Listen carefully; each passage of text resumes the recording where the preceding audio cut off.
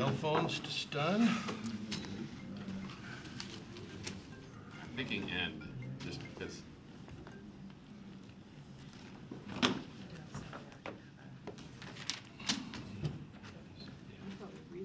Just shouldn't be such a nice guy. I swear these packets are getting bigger and bigger every week. Recently. Hey Larry, how are you? Oh, I forgot mine. You forgot what Back down. really? I got 2 minutes, I'll go get it. And then we'll go to vaping. Yeah, yeah. Well, it depends. He was game related. I'm ready to go get my package. That's my desk. Okay. It wouldn't take long, shall we do it?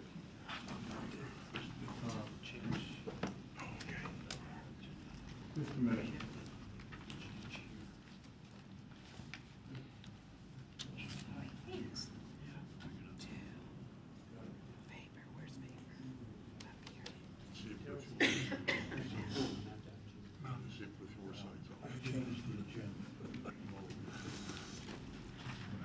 To the But all of our guests are- repository for the city, and picked up a few other ones. Oh, okay.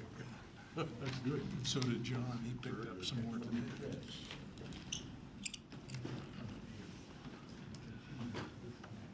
They've been removing everybody's sign off of that 15. They've been removing all of them. I don't know if it's got to do with the owner of that building. Yeah, I picked up, I must have picked up 2 dozen of them over there for several of the people. So, I don't know, people nowadays are getting really picky about putting signs on. I've been asking them. medians and roundabouts and all that stuff. Well, even in people's businesses, Oh, yeah, without Yeah. without getting Yeah. permission, private property. Right. So that'll work out. I did, and I sent it to you so I just have It's bad.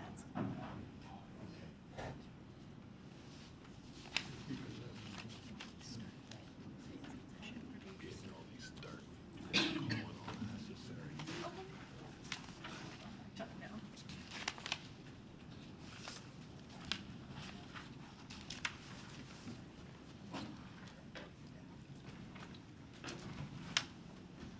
Deputy Mayor. Deputy Mayor, you're right there. Oh, spot. Unless you want to do the presentation. Well, I probably could do it. You could, you started this.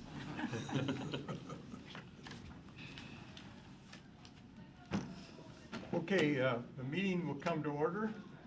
Sorry for being late. Please call roll.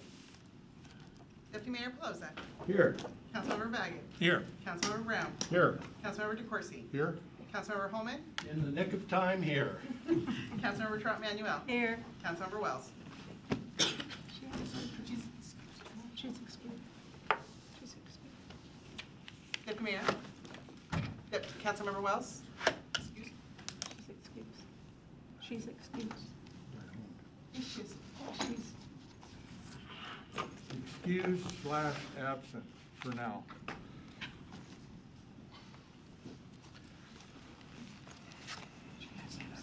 Okay, we have a change in the agenda, everybody. What we're going to do is take 4D for dog, which is the Auburn International Farmers Market, and we're moving it all the way up to the top of starting of 3 agenda, Roman numeral 3. So at this time,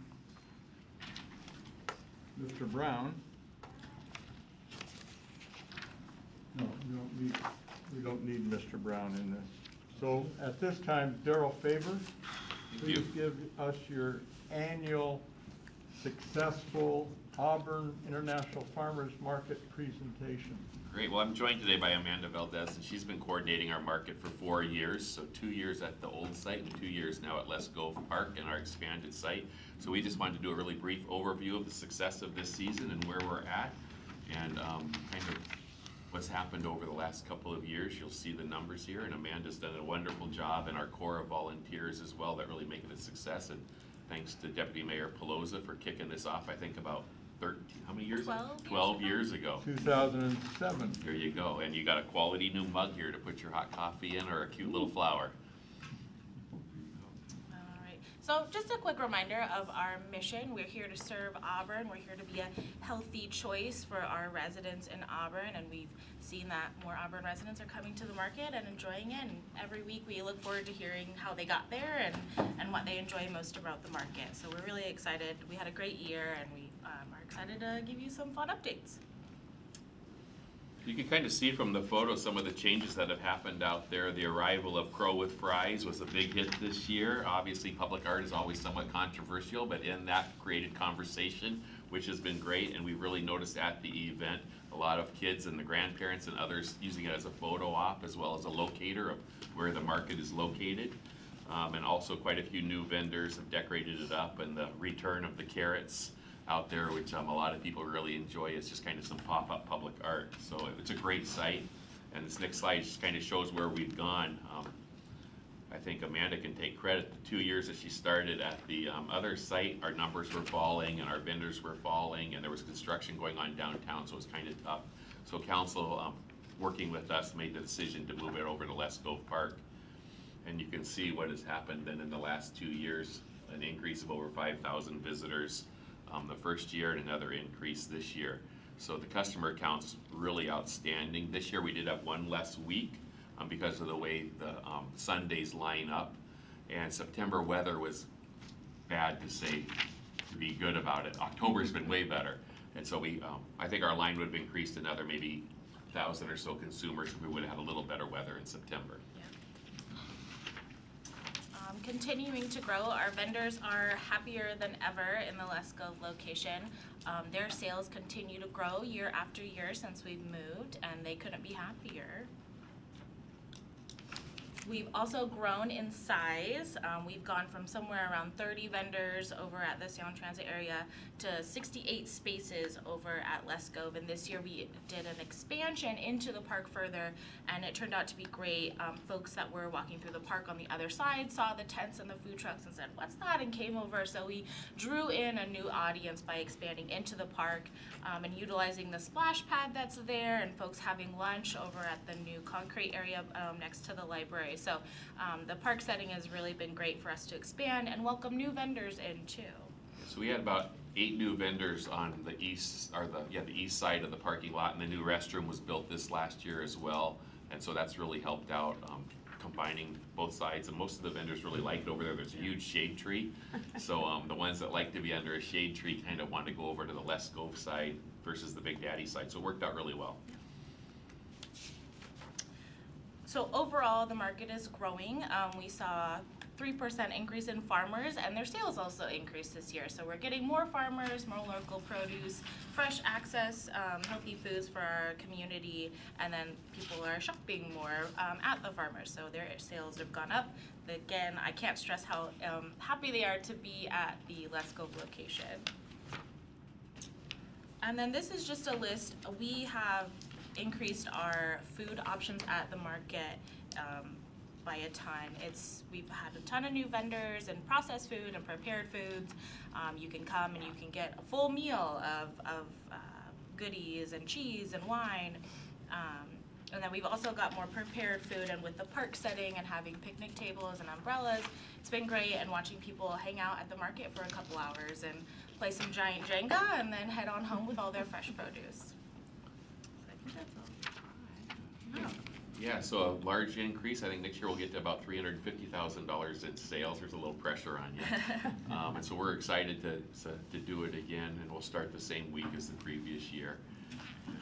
The crops will be ready on time. We don't really control that, but as soon as the crops arrive, the crowd arrives, and it's going really well. And Amanda does a great job keeping both the volunteers and the customers and the vendors happy. So it's been a great thing for Auburn. Any comments, council? Yes, John. Well, I'd like to extend a thanks to Amanda and all the farmers markets volunteers, but I'd really like to extend a hand to our Deputy Mayor, Bill Pelosa, who has, back in the first days when this we just didn't know if it would occur the next week, was a real proponent. I remember his countdown. 56 days till the market opens. So thank you, Bill, thank you, Amanda, and thank you, farmers market volunteers. You make a difference in this community. We have some excellent volunteers. They donated over 400 hours of their time this season to the market. Council, any comments? You approve it? Go ahead, please. I just wanted to ask, what were they adding more sidewalk in that area where the big bird is? Recently? Yeah, recently. 2 years ago, when we went out there the first time, the turf didn't hold up very well, so we made some turf improvements with some irrigation and drainage. And then there was one small area that didn't drain as well as we wanted when the rains came, and so they added a little French drain along the walkway. Okay. That'll get covered up, because we also do the Thursday night car shows out there. And so it's drainage. It wasn't Okay. hitting more hardscape. All right, thank you. Yeah. I'd like to give kudos to Joanne McNabb. Yes. She was the market manager for about, I think, 7, 8 years, something like that. And I just want to reiterate, the market would not be the market without the volunteers. I mean, they give up their Sunday mornings and afternoon for this project. This all started in 2007. I talked to Mayor Lewis at the time, and I said, you know, we need a market in this town.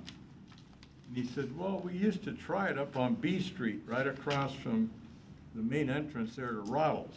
And it just fizzled out after, a couple weekends. So I said, well, other cities have markets that are sustainable. And by God, we're gonna do it. So we got about 20 volunteers, and they were all friends of mine. Bring your friends into the committee, right? And then we grew, and we were gonna open up in 2008, but we looked at the logistics and other issues in running a market, and we decided, no, that's too soon. So we had the Auburn newspaper all set to go for 2008. So they already had an article ready to go in print. And I said, no, we're gonna wait another year.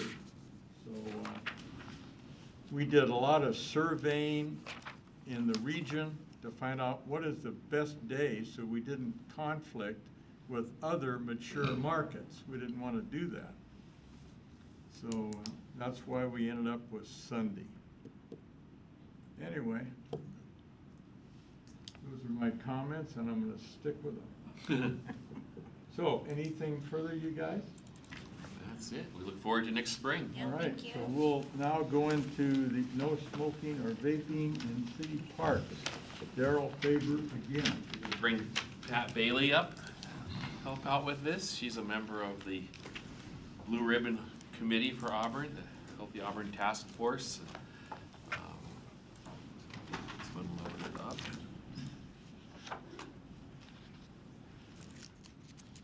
There you go.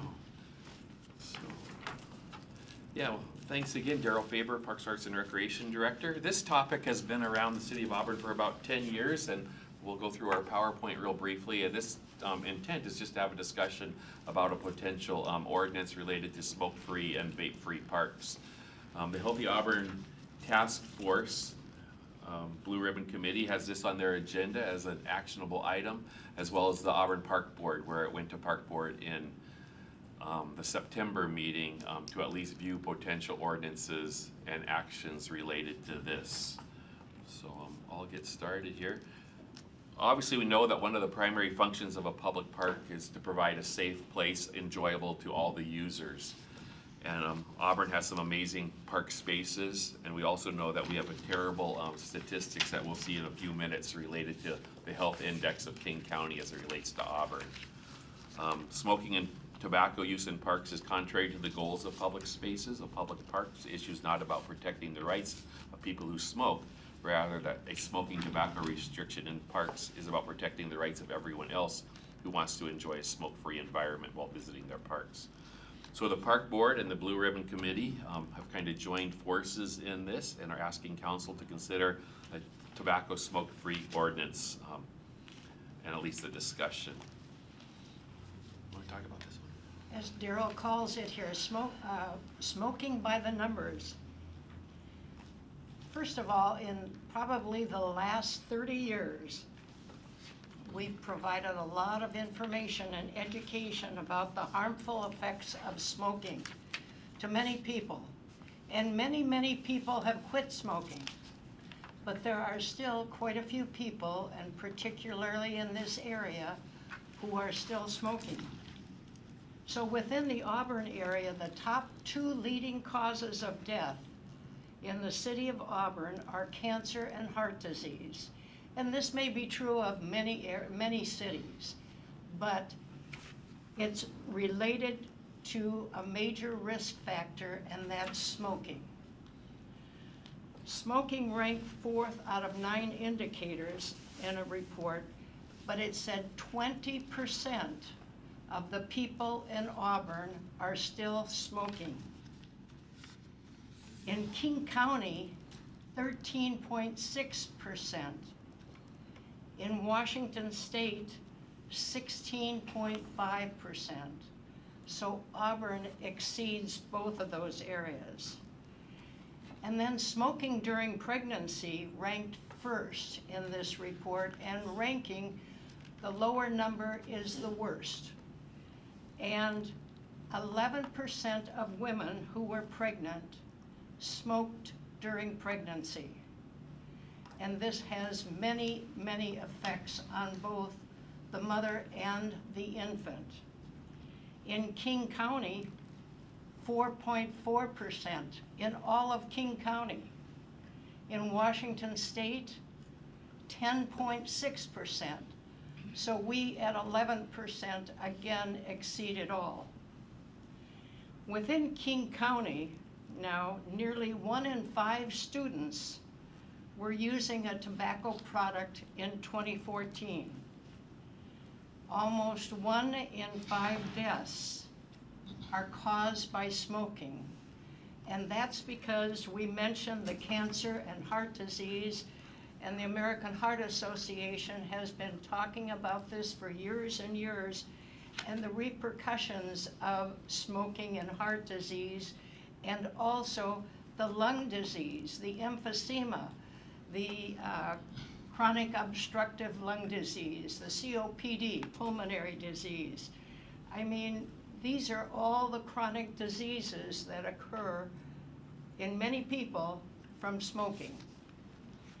E-cigarette use among students increased from 3% in 2012 to 14% in 2014. It's very difficult to get really current statistics in this, but I just got one from the State Healthy Youth Survey. And that said, in 2018, 10th grade use in smoking increased by 82% between 2016 and 2018. So this is a very significant statistic, and I think that it's probably getting worse. So we're aware of some of the current laws and city policies that are in place. Obviously, within 25 feet of an indoor space, you can't smoke indoors at all, but 25 feet of the door. That was from the Clean Air Act of 2005. And Washington state law also prohibits the use of tobacco products on school district properties and grounds. One of the things that we run into in our park system is that many of our parks are located next to the schools. So similar to like at Auburn High School, a person could easily leave the high school grounds and go over to Veterans Park and smoke. Or maybe a person who's driving a bus at the bus barn by GSA Park gets done with their shift on school district property and then comes over to GSA Park to have a smoke. So on public spaces, there's a difference between school grounds and park grounds. This would affect that. Also, state law prohibits smoking and consuming marijuana in the view of public, or smoking marijuana in the view of public, which is existing law as well. 10 years ago, in 2009, is when we introduced Resolution 4475, and that was a tobacco education program. So if you go to our ball fields and playgrounds, a lot of them have signs that say, for kids' sake, please don't smoke, and they've been quite effective. We don't get a lot of complaints in, like, we used to have them in the dugouts or in wherever, and so it's been effective, but it puts the onus on another guest there to say, hey, you know, Auburn's trying to be healthy, and so we do have that policy in place right now. And our city workforce policy sets out the city employees' commitment to a smoke-free, tobacco-free work environment. One of the things that we'll have to deal with should we decide to implement an ordinance, a ban, is that there's a lot of contractors and renters and policies, procedures, paperwork, and signage that would have to be modified to roll this out. So we just have to be aware of that. So there's a lot of support for smoke and vape-free parks. About half of the U.S. kids between age 3 and 11 have exposure to secondhand smoke, which has been found to be very dangerous as well. And so this improves that. Reducing exposure improves public health by reducing heart attack and stroke risk. We have members of the American Heart Association here, Elaine from our program, as well as others. She's out there from the Heart Association, has been very involved in both this policy as well as the Healthy Auburn Task Force as well. Secondhand smoke is a toxic air contaminant, placing it in the same category as automotive and industrial air pollutants, for which there is no safe level of exposure. Vapor from e-cigarettes contain fine particles which contain varying amounts of toxic chemicals, which have been linked to heart and respiratory diseases. And by adopting policies that create smoke-free outdoor environments, the city will protect the community from harmful toxins that contribute to chronic health conditions. Growing resources have showed a lot of secondhand smoke in outdoor areas can be as harmful as exposed in enclosed areas. And the Heart Association encourages the council to adopt a curb-to-curb smoke-free parks policy, and that's the same policy that the park board recommends as well. I love this slide. Our kids deserve to play without breathing toxins. It's just a cute picture. Yeah. And we're all aware that City of Kent just put this in place about a year ago, and I talked to their director as well as others there. There's going to be opposition. We can expect that as well, and these are just a few of the things that I'm sure the electeds and others will hear about. The freedom to choose is an American value. Personal responsibility is a person's own choice for negative choices. Persons should be in charge of their own intrinsic health decisions. We're going to hear about that. Vape smoke is not smoke. What's the harm? Smokers and tobacco users pay taxes too. So we just put this together just as a list of things that I think we can anticipate hearing about, because you hear the good things. By far the majority of people want to go to a park with their child and play sports or tennis or a playground and have a positive experience, but there will be opposition out there as well, so this was just to make us aware of that. And as I mentioned earlier, a large part of rolling this out, as has been seen in other communities around the region, is you have to have a great communication team. The goal isn't to be arresting our way out of smoke. I doubt if it will happen at all. We had the chief involved in this as well. The goal is to be able to approach somebody and just say that smoking is not allowed in Auburn parks. Could you please refrain? And then if there's some kind of backup needed, you could have a police person contacted. A call to the 911 center would get so far down on the list that I doubt if there'd be even a reaction. So we definitely want signage. We would have a campaign roll out that we have a cute picture for it here in a minute. And the goal is to enlighten people to the risk of smoking, that public spaces and parks, especially events like Pet Palooza, everybody goes there to enjoy these events, and your action is causing a reaction on the other person. So that would be our goal in this policy change. These are a few of the things that have been in the region recently. I think they're really cute. Keep butts away from where we play. Smoke and tobacco-free parks help keep kids healthy. Breathe Easy. I think that's really cute. So there's been a major national campaign through NRPA, the National Parks Association, related to this. We're not the first ones, nor are we going to be the last ones to consider this type of policy, but we'll definitely want to do a large campaign through all of our marketing releases so that nobody's caught unaware and that we sell the positive nature of why we have parks in the first place. These are a few of the places that are obviously around Auburn that we all know about, that if a person wants to get cessation resources, there's a lot of resources out there that we could point people to as well if it came to that.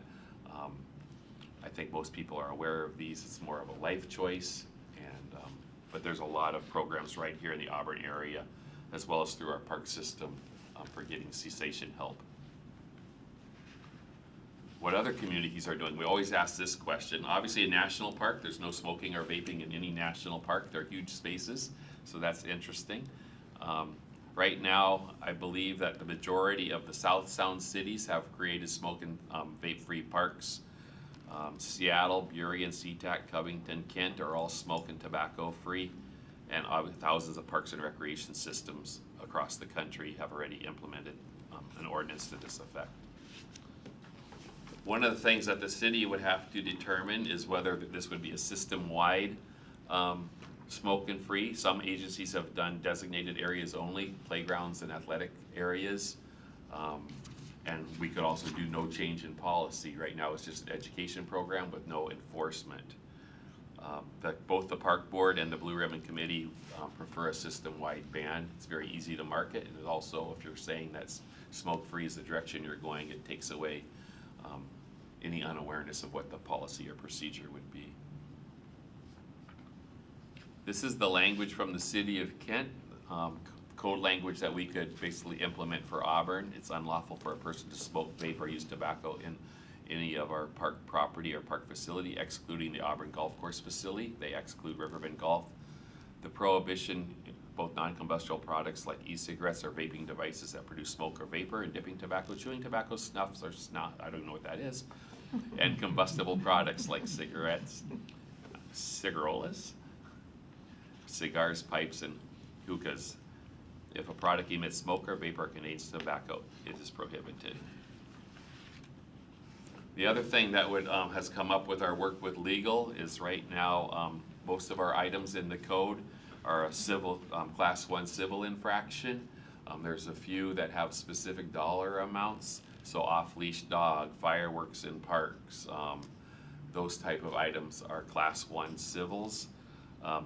Which is up to $250. There's an opportunity here right now. Alcohol in parks is $150. It's one of the only codes that has something else written in.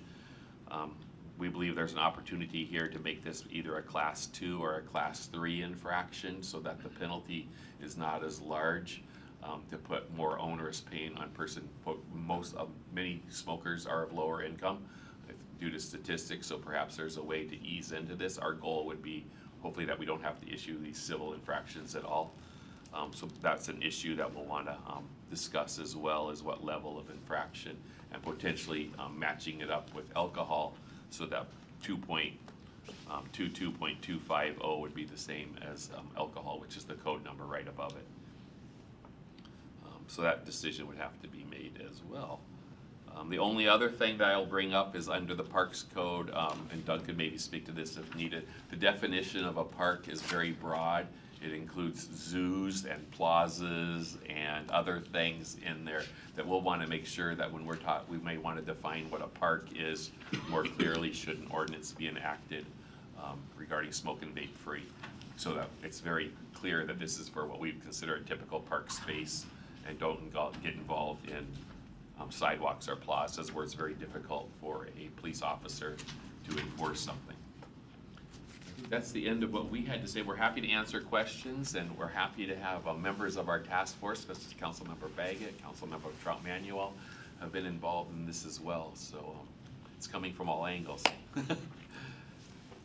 Yes. I'm also on the Auburn High School Coalition for Drugs and Alcohol, and we brought this to council, And because they are catching students smoking, vaping in school, in the classrooms. They're confiscating some of the little, their gadgets, you know.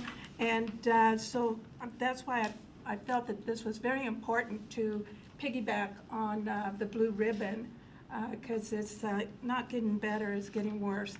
The teachers are having problems with, nowadays they're doing a program where you can go in and they'll set up a room, a student's room, and they have all these gadgets hid in the room, and parents, and they had it on Channel 13 as well, and parents could not distinguish what was a pen, what was a watch.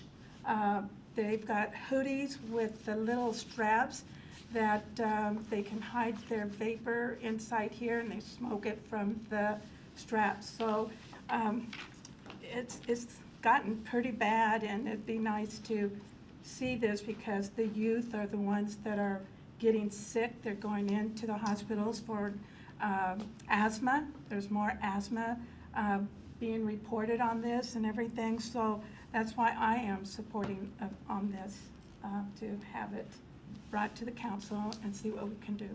Bob? Also, just adding in there, we're grateful to have the Heart Association involved, Elaine, and her constituents there. But I think I speak for the entire committee by saying that we didn't have one person that was opposed to this and all for it. And I think we've been working on this for some time, and it's a long time coming. I would just like to add one thing to what Darrell said when he was talking about the fines, because we have a lot of low-income people who are smoking. But I want you to know that it was from the South End several months ago when several Latino moms came up to me and said, is there anything that you can do about the tobacco use and the smoking in our parks? We can't take our kids there anymore. There's so many clouds of smoke. Our kids can't walk through into the park. So I think that says a lot right there. Anybody else from the council? Darrell, I thought years and years ago that we put signage in the parks. Yeah, so we have positive messaging signage for kids' sake, please don't smoke in the park, and those are located next to our rentable picnic shelters, our playgrounds, and our athletic fields.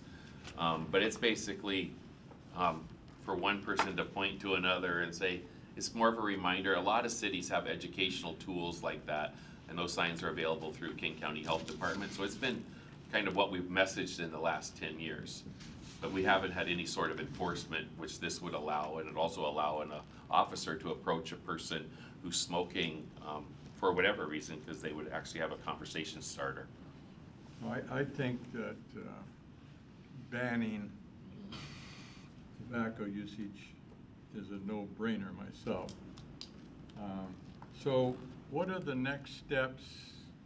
Will this come before us in a resolution? Yeah, I could work with legal to draft an ordinance. I'd like some direction on the level of penalty, since that's one of the things that's kind of vague.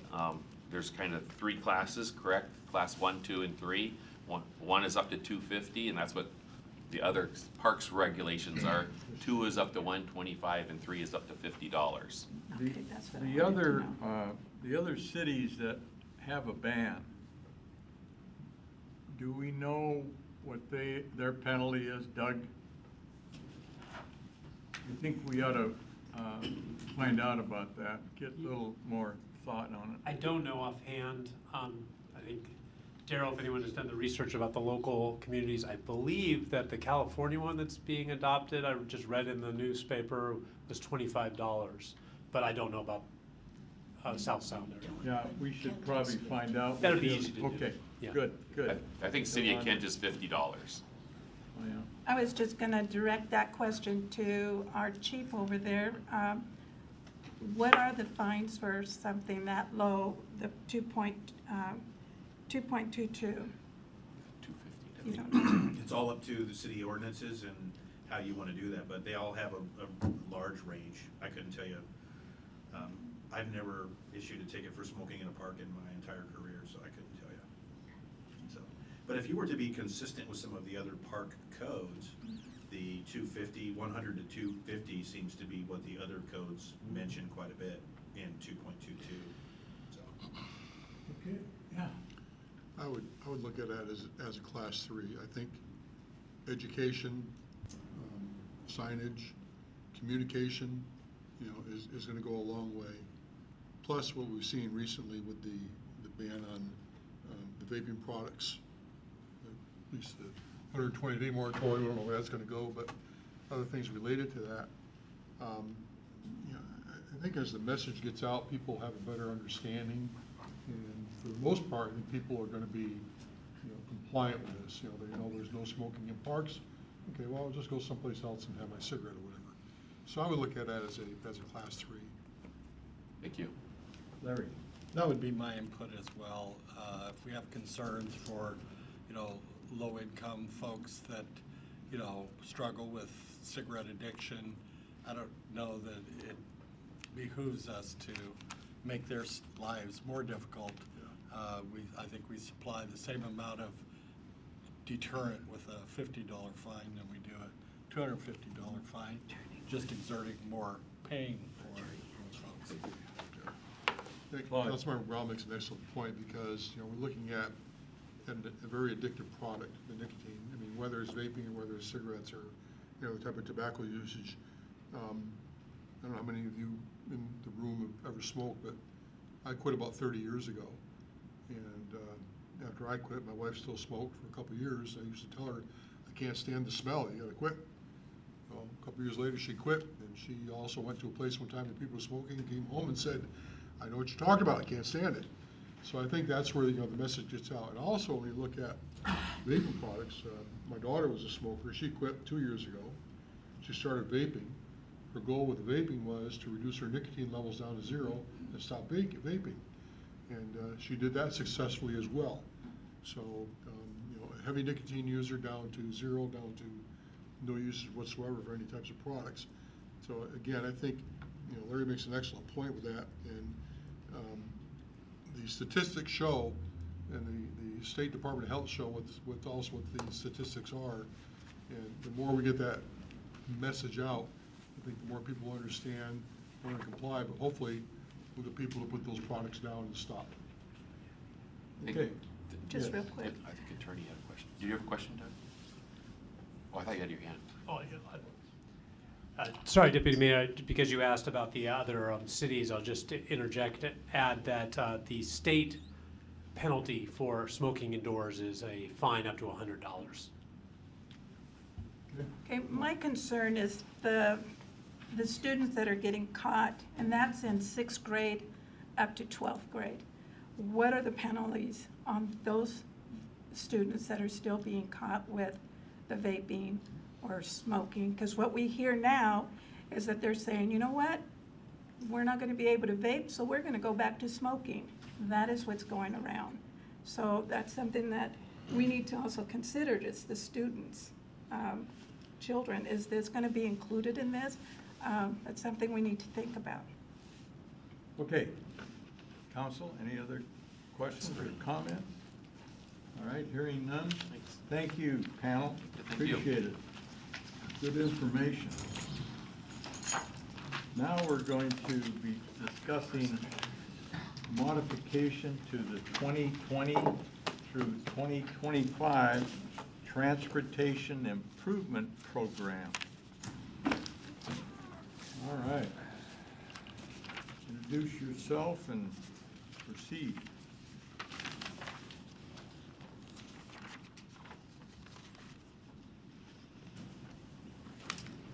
Good evening. James Webb, traffic engineer for the City of Auburn. Here to talk to you tonight about some changes that we are proposing to make to our 2020 to 2025 TIP. So earlier this year, back in June, the full update to the TIP was adopted by Council. Since then, a number of things have changed on a number of the projects that are included in the TIP. and we're just proposing to make some changes to reflect that new information that we have. So in the packet, there's a cover memo and then a copy of the sheet for each of those projects. And then on the PowerPoint, I put together a map to kind of give you an idea of where each of the projects is located. So first up, tip P7, which is Auburn Way North Preservation Phase 2. This is a project that was already on the tip. The modification is to reflect moving some of the funding around between a couple of projects to help PSRC meet their obligation targets for federal funding. So we help them shuffle some money around between a couple of our federally funded preservation projects to help them meet their targets. The total level of funding for the projects didn't change, it was just where the money for each project is coming from. The second project is the 49th Street Northeast Extension. So this is a project in the very north end of town that would extend the existing 49th Street Northeast corridor further east as part of a private development project. It has turned out that it is not possible for the developer to build all of the improvements that are included in the TIP project because of the amount of right-of-way that's available. There are some right-of-way constraints. So the changes to the project reflect the city taking on the remaining elements of that project to be built in the future.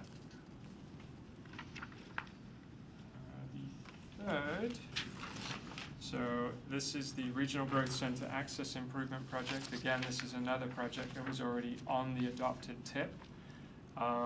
The change to this project is to reflect the fact that the city recently was awarded grant funds from Sound Transit that allow us to move forwards with the design and construction of this project.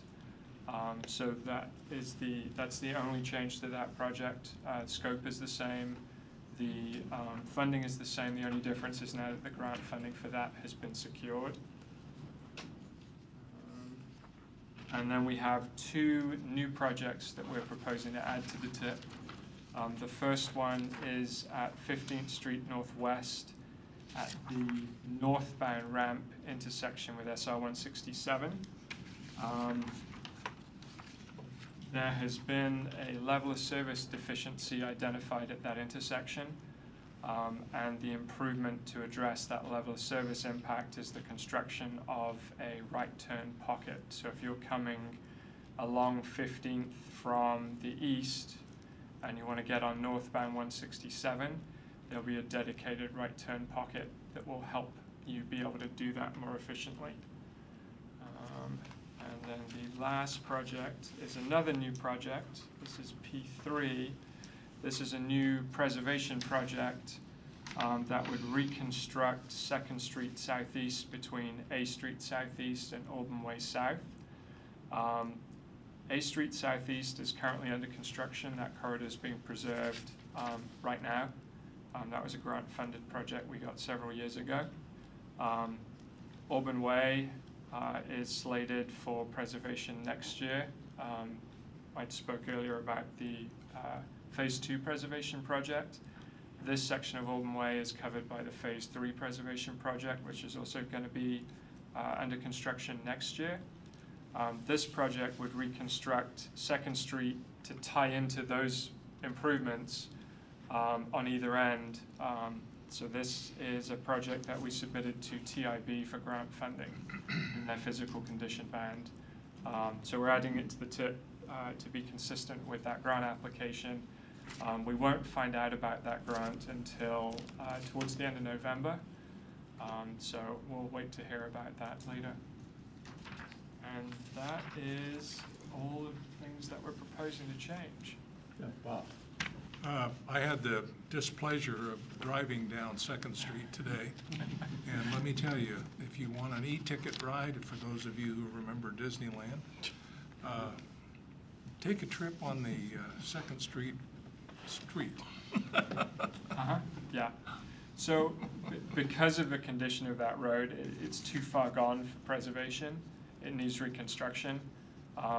We have limited funds for reconstruction type projects. They're very expensive, which is why we're hopeful that this would be a good candidate for TIB. There's a lot of medical facilities along that route, and I think that that by the time they've traveled that road, they may need additional medical attention. So, back on my soapbox. Here comes 4th Street. Yeah, 4th Street, what's different from 4th Street than this street? 4th So- Street's it's a roller coaster. So we actually have TIB come to town and meet with us, and we go out and we look at various candidate projects for their consideration, and we get an idea of what they think is a better project and what might be not quite as good a project. And we looked at 4th Street Southeast with them, and the response that we got from TIB was that 2nd Street would be a better candidate for funding than 4th Street. So we haven't forgotten about it, but this wasn't the best project for us to put forwards to get funding for. Well, obviously you didn't take them to lunch. So I would add one thing to that. Part of the reason for that is because 2nd Street actually handles bus traffic, whereas 4th Street does not. And that is one of the criteria points that gets you points with TIB. So, we're looking at 10 years down the road. Even in 10 years, Metro has no plans to put a bus route on 4th Street. So, what is the engineering estimated cost for this tip 2, P2, P3, I mean? Right there. So the total project cost is just under $1 million, of which we're asking for about 600 from grant funds and about 400 would be from the arterial preservation So fund. the total again? Just under $1 million. Oh, my Lord, yeah, because 4th Street was several million, right? If I remember right, 4th Street was about 4 million, I think, with utility work in there as well. I hope in the audience you know what 4th Street is like this. So I've been hammering away, but it doesn't look like I'm going to succeed for a long time. I do have a kudo, though, for engineering, while we're talking about engineering stuff. And that is, you may have noticed, citizens may have noticed, that the city is now embarked on a sewer/manhole cover repair throughout the city. And Jacob, is that in your area?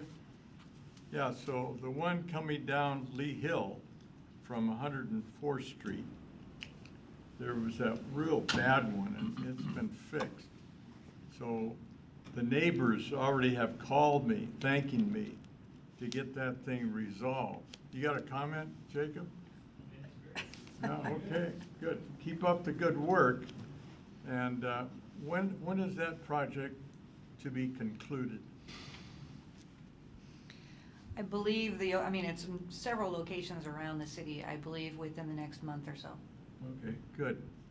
I hope the citizens have noticed in their area, certain manholes have been repaired, and they're smooth as silk.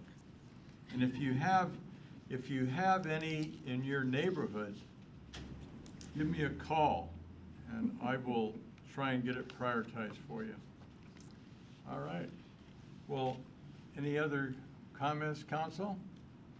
Okay. Okay. Thank you very much. Now we're going to go to item C as in Charlie.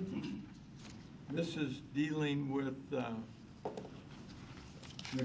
mayor to negotiate and execute an airport office and apron lease with Normandy Aircraft.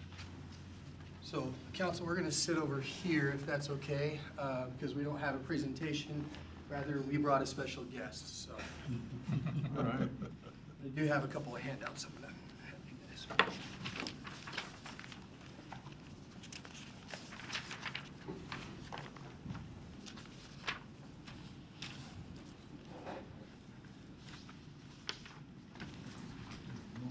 So, for the record, Josh Arndt, real property analyst / economic development officer / other duties and as assigned / payment.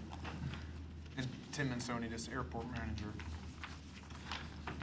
So, thank you, council, for allowing us to be here today to introduce you to what we hope with your approval will become the next airport tenant. Normandy Aircraft, whose owner is in our audience tonight, Mr. Logan Shepard. Normandy Aircraft is an aircraft maintenance, service, and restoration company that has been operating full-time on the Crest Air Park in Kent. Aircraft maintenance was identified as the #1 most desired service business that's not currently on the airport. And this was identified in a recent airport tenant survey study that Tim and his staff recently sent out, but then also a market study that was done, I think, within the last year or so. Both of those, again, identifying that particular line of business as the most desired to be on the airport. So, what I handed out was just kind of an outline of the space that Normandy Aircraft is interested in taking. So the first one, which shows about 780 square feet in that airport office there where Tim and his staff currently reside. So it's that far east building, and then one of the singular independent offices in there as well. And then the second, it's the area that's highlighted there in orange. And then the second one is the apron space that Normandy will be operating. You will notice that the white temporary hangar that's out there, if I'm not mistaken, Logan is in the process of speaking with Classic, or has done so with regards to use of that tent. So the surrounding apron space around there so that they can park the aircraft that they're not working on as those services come in and they're needed. So you'll find in your packet, or there should be in your packet, the summary sheet of the terms that both Tim and myself, as well as some other staff here, have discussed with Normandy, in which we're hoping to get your approval on so that we can move to full-scale lease. Two things really differ about this particular lease that aren't really typical in many other leases. The first one is a companion agreement that will go that Normandy will basically states that Normandy will look to either develop permanent hangar space on the airport, or as hangar space is developed over in the hopefully not too distant future, that they move into. So the space that's identified here as far as the apron space and the office space is really is temporary until we can get some additional space developed, in which they will move into on a longer, hopefully a longer term basis. And then the second is really what makes this unique, and I think really what is going to add some benefit to the airport. And with that, I'm going to turn that over to Tim here and let him talk about that. So Josh outlined the #1 need that Normandy's filling. Has been clear on the first couple months on our staff's on the job, has been clear that we need maintenance at the airport. We had a maintenance shop leave, and multiple tenants came to me saying we need maintenance. So we're excited to fill that, but also they're going to fill some other needs and upgrade our airport. And some of these services that Normandy will provide, they will assist the airport and staff in responding to aircraft incidents or aircraft removal. If we need, aircraft has a flat tire on the airport, they're gonna have the equipment that can quickly remove the aircraft. If we have a aircraft that lands with its gear up or other things, that they'll be able to assist us and have the equipment to quickly remove them and be on call essentially.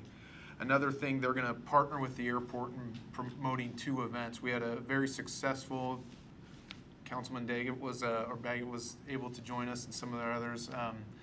Appreciation Day this year, they're gonna partner with us on that. And then also a tenant day. We'd like to have a separate kind of day for our tenants and have a barbecue type of thing, and they're gonna partner with us on that. And they're also, another thing that the tenants identified was the lack of presence or a business presence on the weekends, and they're gonna hold office hours and actually open the airport office and be able to assist people as needed and have a presence in the office on the weekends.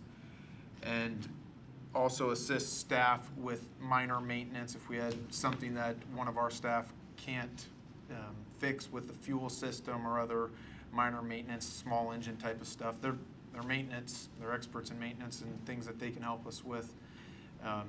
They'll be able to help us there. And then the last piece of this agreement is waste oil. Plenty of our tenants have come to me, and a lot of their tenants will change their aircraft oil and they have nowhere to dispose of it. They have to drive it off airport, and it's pretty standard for airports to have a place to dispose of their waste oil. And so we asked them to provide that as part of this agreement, and they are doing so. So we're pretty excited about all those services as well as the main service they're bringing to the airport. The questions, council? I do, or statements, comments? I'm really happy to see that we're gonna finally get the weekend coverage. I mean, it's been long coming. And because we have had some interesting issues come up on the weekends, and of course the office is closed. So this is a real positive step forward. The other thing is, where did Normandy operate? What airport? Crest Air Park up in Kent. It's now named Norman Greer. Oh, okay. I do have a couple other comments. I'd like to take you to the term sheet. Under premises, the second paragraph, 19,000 square feet of land similar to the photo contained within. Yes. Oh, so this. So that's this, yes. Yeah. Okay, that's this one here. And there will be a legal description that our survey crew did up. This is the depiction that goes with that particular. Now, I think we should identify it as legally as attachment A or some other attachment 1 rather than contained within. So the reason, yes, and on the actual lease agreement, we will. This will be, this would end up being Exhibit B, B or C with the legal. So yes, they will be identified as Exhibits A, B, C, just for the purpose of. Very good. Just a second. If you could look at page 31, council, page 31.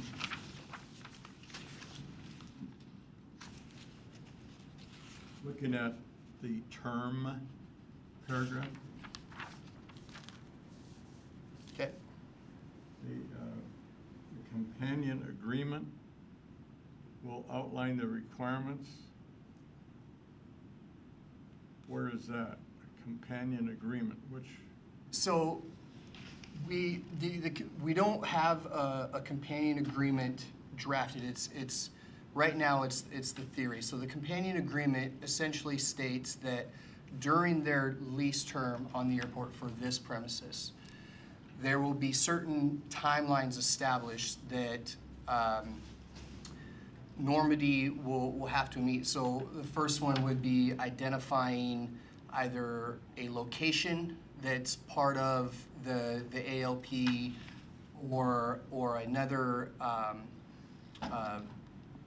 developer that at a certain point is developing, more permanent hangar space on the airport, at which they can say, okay, so understanding that this is a finite term, i.e. 60 months, we, by a certain date in the future, here's a location that we've identified that we would either like to build our own hangar or partner with a certain developer who's going to be developing hangar space over here, to where we can, within this 60 months, essentially move our operations over here for, future ongoing operations.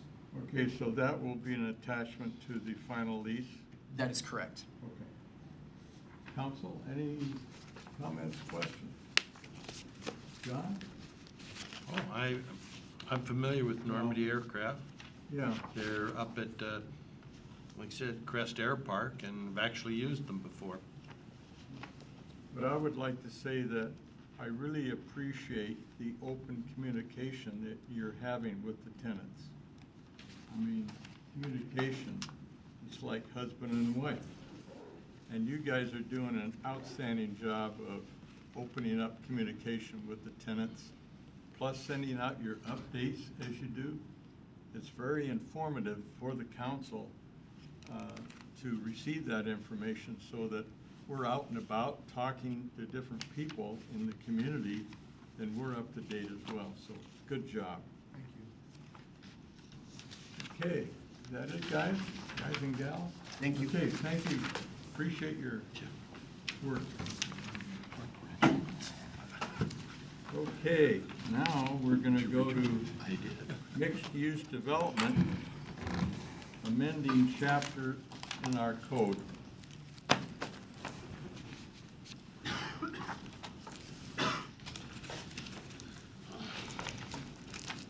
Okay, you're on.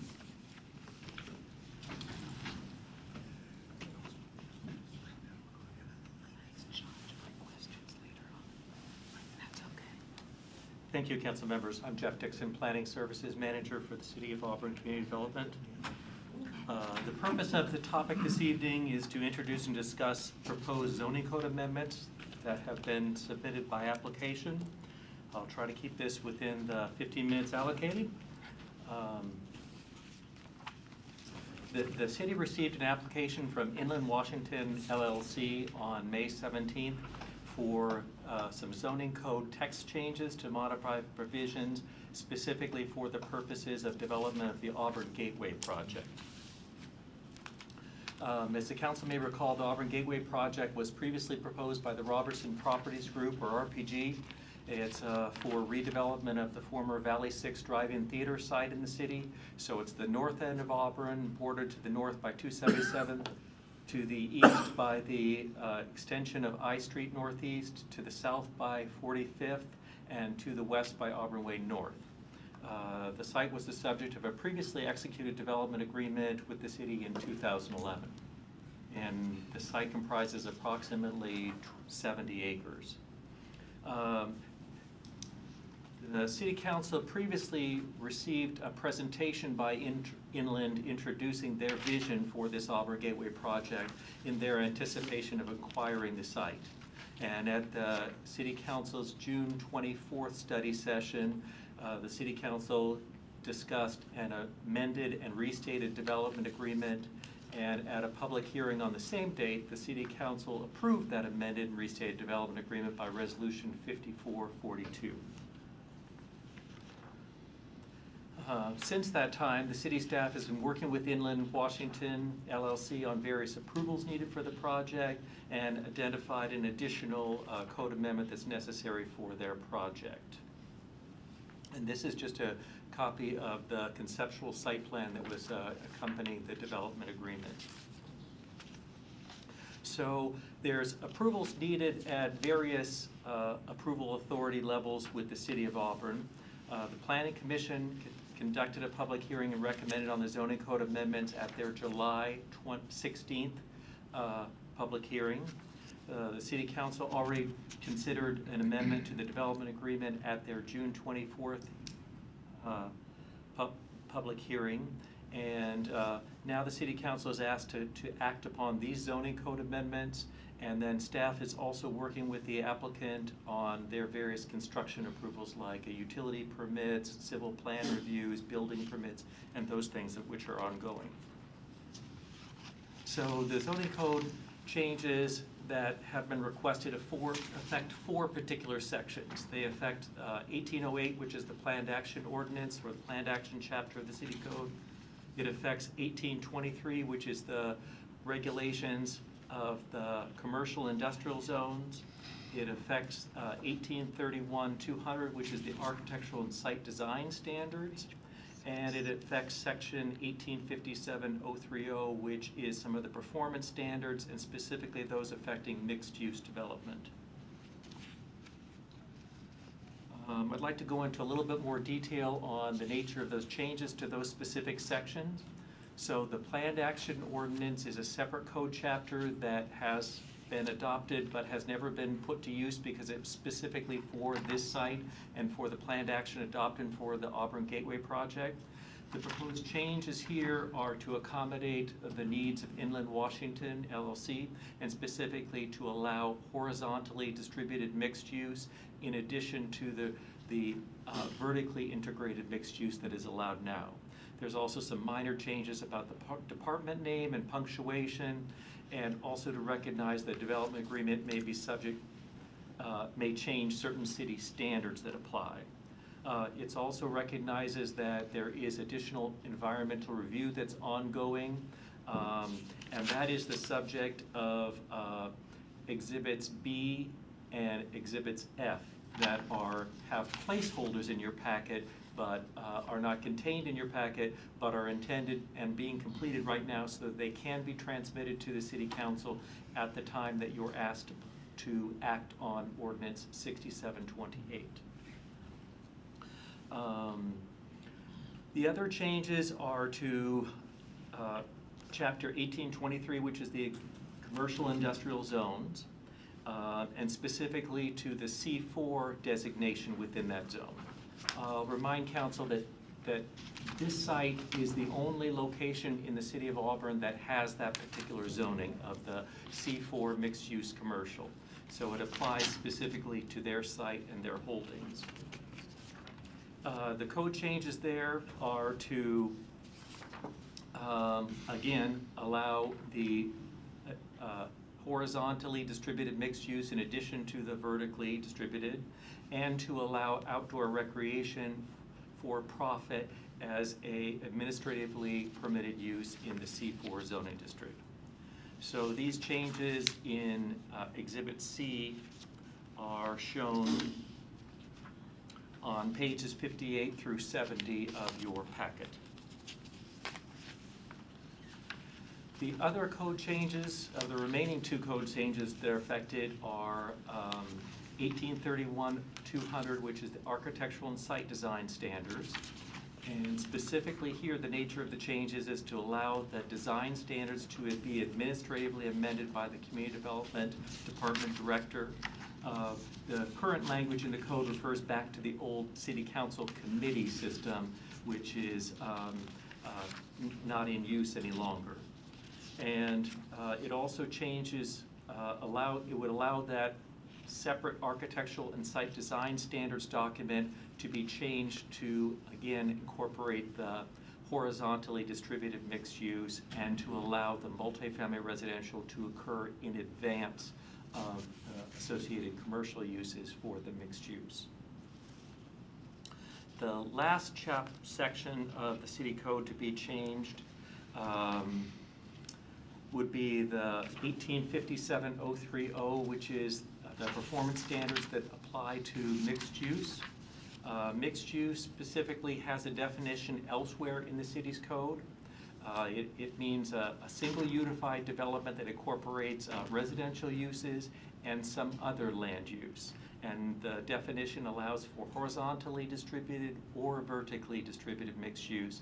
And the definition itself does not need to change.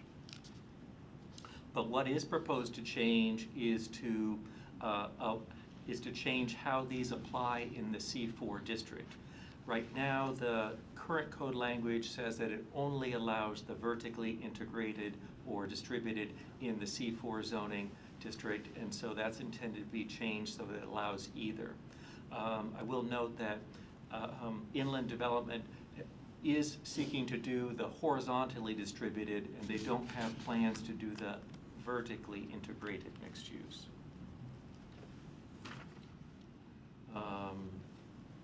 So we need to change that code section to distinguish C4 separately, and these changes are shown at pages 78 and 79 of your packets.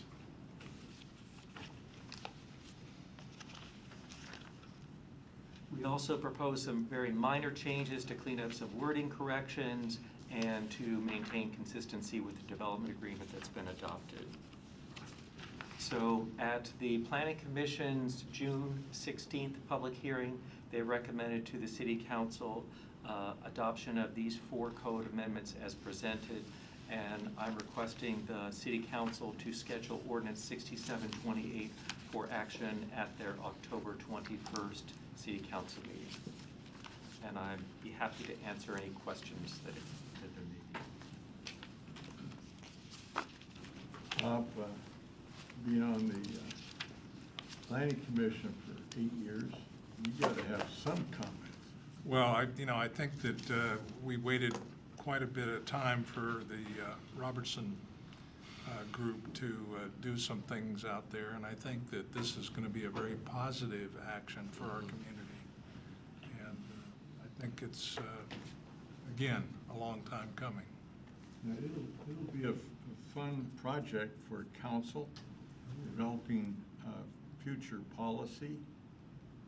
And unfortunately, I won't be here to do that, but nor John. But no, Larry, go ahead. Yeah, I just appreciate these changes to help facilitate not only this project, but perhaps into the future. We're talking about vertical or horizontal mixed use.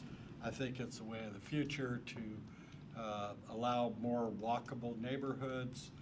People can congregate, get their needs met without getting into the car and driving, some distance and then turning around, coming back. So I just think this is a great way to move forward, and I look forward to having the opportunity to look at this during regular session. John.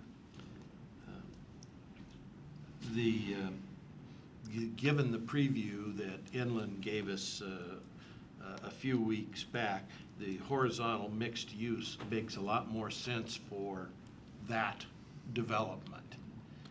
Vertical mixed use makes perfect sense in our downtown Main Street corridor, but horizontal mixed use for a development that's going to have housing right along businesses is perfect. Where we've required vertical mixed use, cities that have required vertical mixed use in land developments like this have kind of regretted it. They have a lot of empty businesses they haven't been able to fill. So I'm very much in favor of approving this. One thing just for the audience, the Robertson property, that's the old drive-in theater area. That's approximately 70 acres of land that will be horizontally developed. And right now, all the drive-in theater structures and features have been removed. And they're waiting for further action by not necessarily Robertson Properties Group, but a new group that has purchased the rights from them. They're called Inland Construction, and they're the ones that are going to be the final developers. So that's just a further explanation for everybody. So, council, anything else? Just real quickly, I think, these are definitely positive changes, as other council members have said, but I think also as we look at that particular property, once it's developed with a horizontal construction and the architectural review, we're going to see quite a difference in how it's presented. In other words, it's going to be very pleasing on that corner. And we're not seeing the tall buildings that are going to distract some of the visual aspects of it, but a nice broad layout that gives us a real pleasing aesthetic view of that corner. And I think it's going to bring a lot of businesses into the city once that happens. True, with recreation areas. Right. And housing. Yeah. Okay, thank you very much. Good job.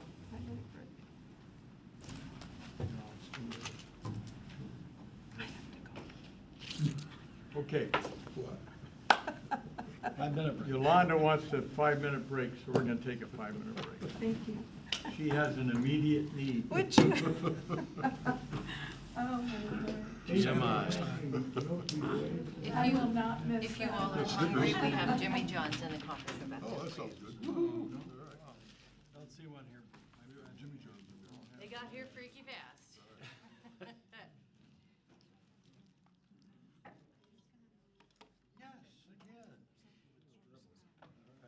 Jimmy John's is here.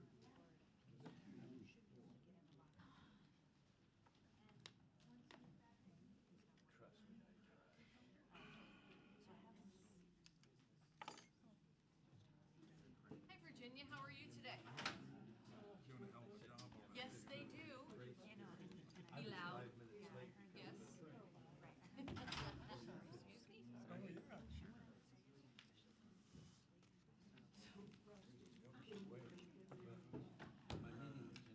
She's really smart.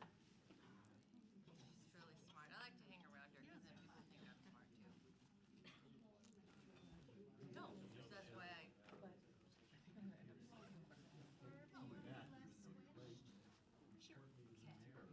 Hi, Barb. Hi, Joanne. Oh, less squished? Oh. Yeah, give you a little more space. We'll scooch over. All right.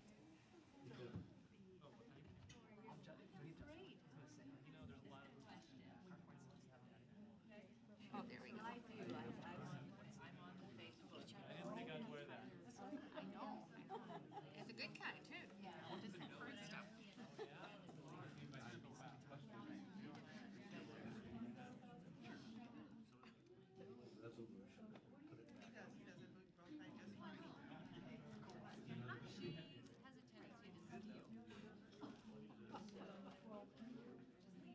She has a tendency to steal. She brings a big glass. You have to be bigger than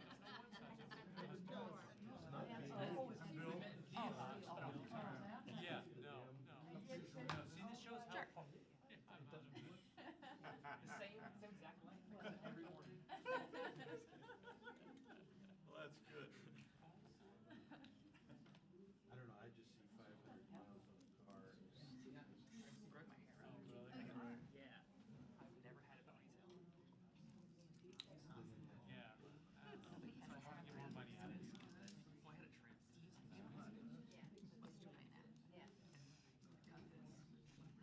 What's Joanna? Yeah. I do both. Yeah. It just, very frustrating, not with the car. I feel like every 2 months. Took the class. It gets really smooth. Yeah.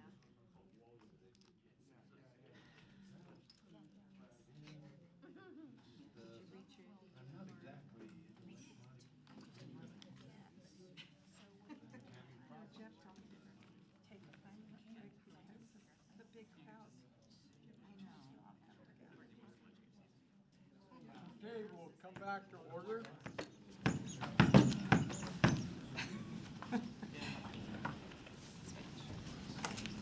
And I'm now turning the meeting over to Yolanda, Councilmember Yolanda Trout-Manuel. She's the chair of the Community Wellness, so she's taking over. Take it away, So, Yolanda. welcome everyone. This is kind of exciting. We've kind of talked about this several times that we would be doing this, so I will turn it over to Mr. Tate to start the communication with everybody. Thank you. For the record, Jeff Tate, Director of Community Development for the City of Auburn. And I'm just going to make a couple of opening remarks just about the flow of this kind of meeting. This is not the format or the layout that every study session with City Council follows. So really in the agenda packet, there's three items that sort of piggyback on one another. The first item is the Auburn Community Needs Assessment, and we're going to have a presentation by Joel Warren and Julie McFarland of Cloudburst Consulting in a few minutes. Then we're going to transition into a joint meeting between City Council and the Human Services Committee.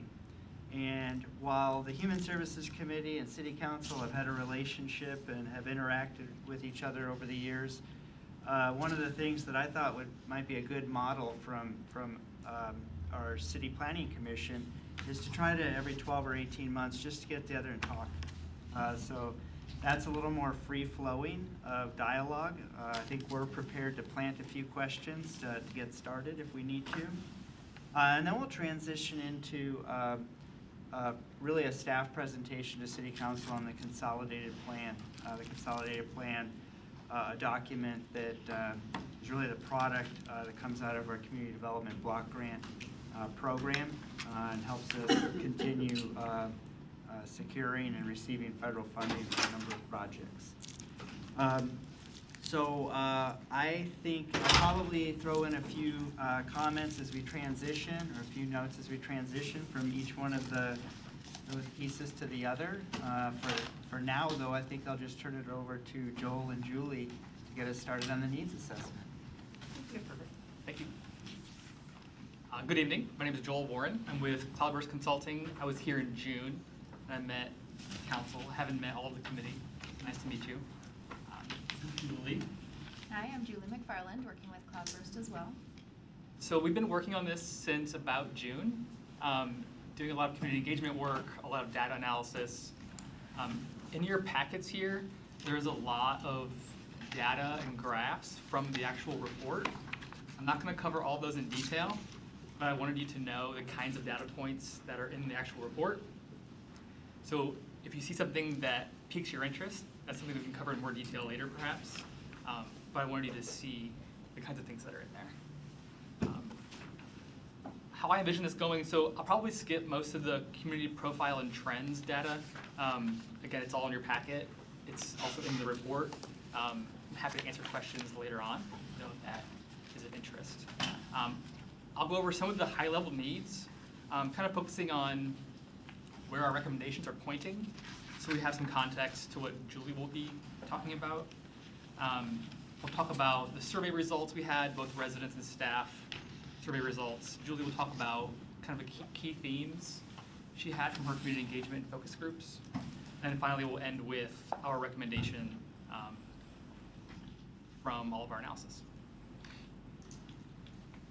And so I'll be skipping these. I want to get to mostly the housing bit. This has some context. So this is number, we're all on the same page. Page 94 of 364, I'll start there. What page? 94. Page 94. 94. 94, yep. So before I get into this, the kinds of data points we're talking about, again, taking a little step back. The purpose of this entire document is to inform 4 things.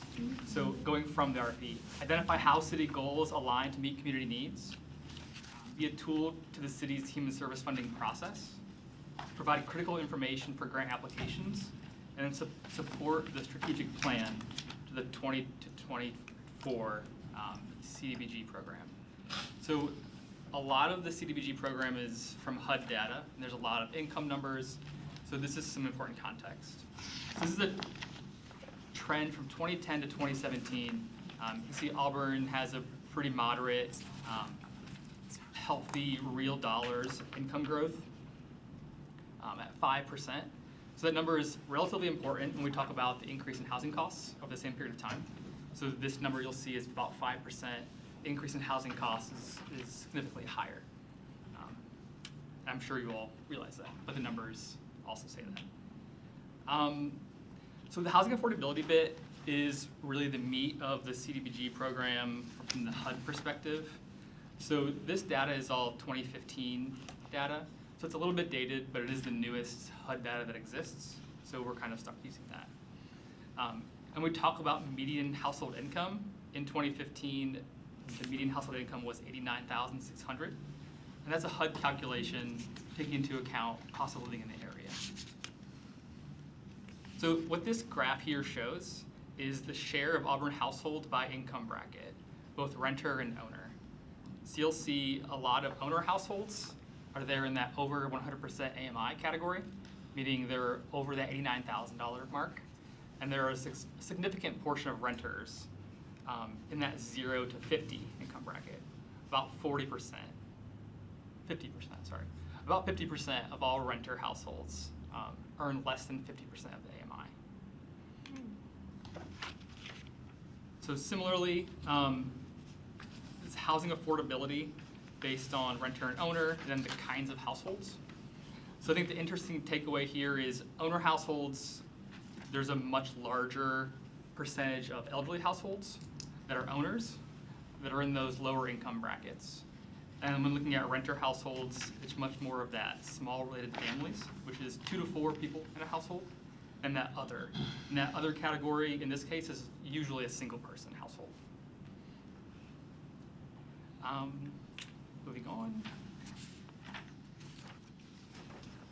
So this is looking at housing problems. This is, again, a HUD definition. There are 4 housing problems. One is cost burden, which means you're paying more than 30% of your household income towards housing costs, which includes utilities. It is overcrowding, which is more than 1.5 people per room. It is plumbing, so a lack of plumbing, either kitchen or bathroom. Those are the 4 kinds of housing problems.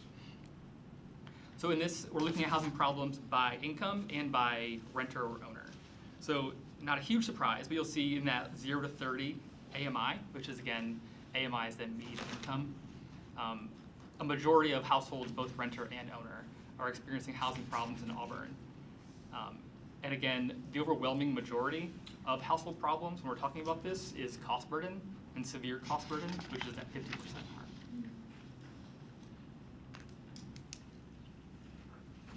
So this is looking a little bit more specifically at race and ethnicity data. Again, we're talking about housing problems. I will skip this slide and go to the next slide, which is cost burden, which is a little bit more relevant to the conversation.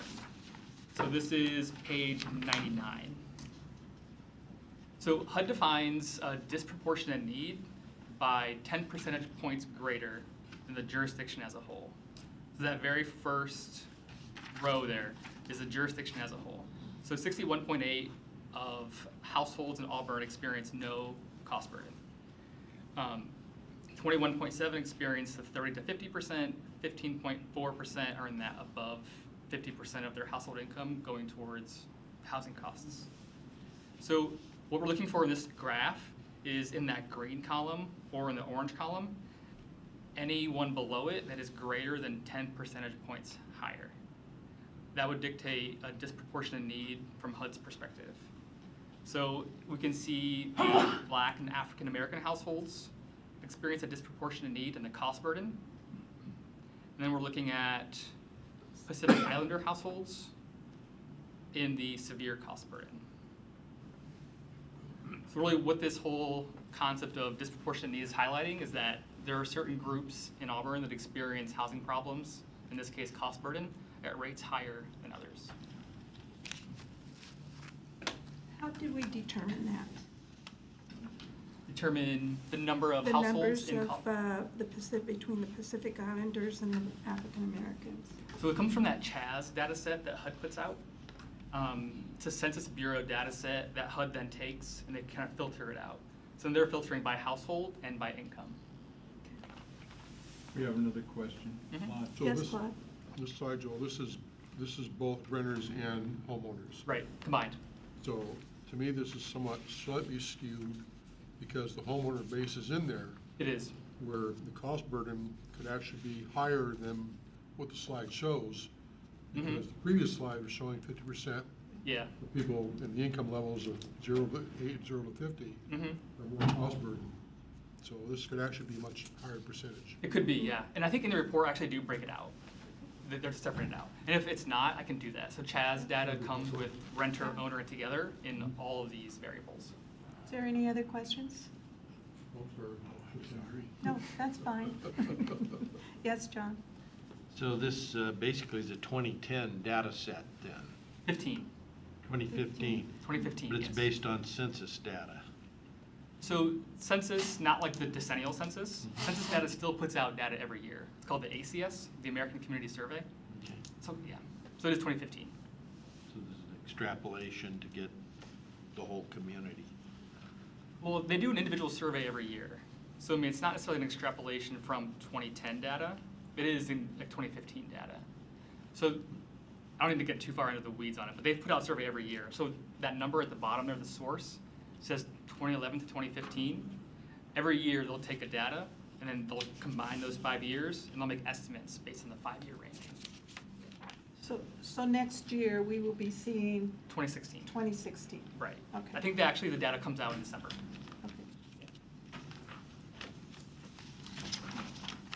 Anybody? Okay. So similar to housing, and again, there are more charts, graphs, narrative in the full report. This is just the data, high-level data elements. So on to homelessness, which ties closely into recommendations in the housing issue. 21% of unsheltered individuals in King County are in the southwest region. And you can see in the chart there, the majority of those are persons on the streets or outside, persons in tents, and persons in their cars. So that 21% though is the entire region. That's not just Auburn. And this is from the 2019 PIT count that the county puts on.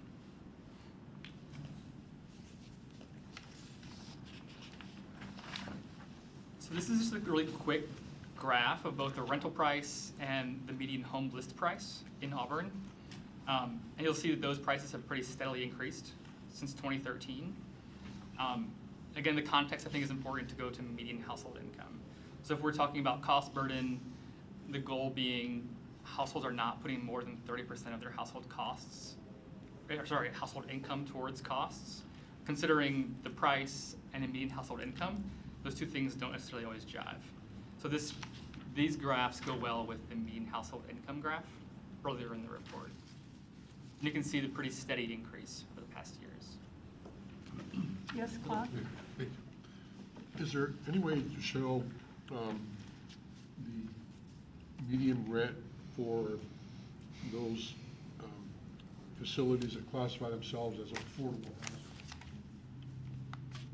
The rent base here is also market rate, probably includes everything. Oh, it is, yeah. These are Zillow numbers, right? If there's a way to extrapolate that out to show what that is, that would give us a better idea of rent burden and also a better idea of classification of what really is affordable. The most affordable housing, even in Auburn, is not really affordable. Sure. Yeah, I can look into that. I don't have a solid answer right now for you, but I can, yeah, I can look into that. Does anyone else have a question?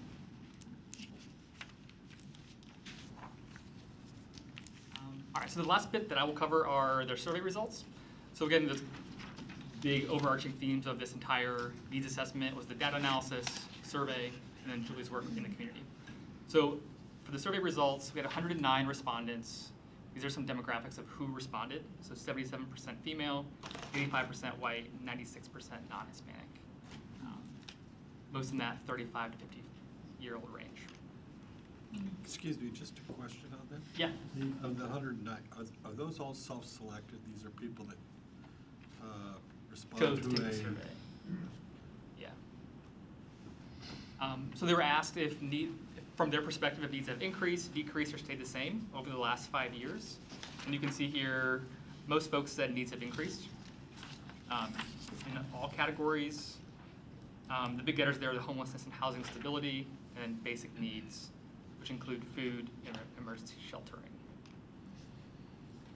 This one was an entire ranking system, so they were asked to rank all of these categories of community needs, and these were the ones ranked at the top.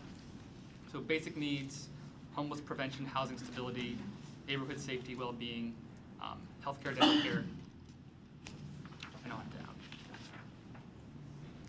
And the service needs ranking, so they were asked to just pick their top 5 of all of these categories. And these were the ones with the top 5 most often. So you'll see there homelessness prevention, mental health services were the top 2 by quite a bit. And substance use recovery services, emergency sheltering, food access, basic needs. So this is a staff survey was done as well. So the staff survey was for Auburn City staff who are public facing, whose job it is to direct residents to services. So this was done by, I think, 10 people. They were asked similar questions. Needs it increased, decreased, stayed the same. Needs it increased, for the most part, in similar categories from the perspective of the residents. So basic needs, homelessness and housing stability, community well-being and safety up there as well.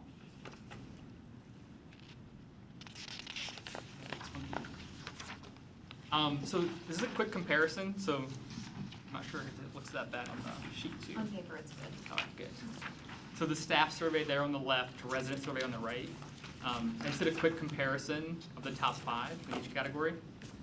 You'll see the basic needs, or the community needs are very similar in both. And the service needs ranking are very similar in both as well.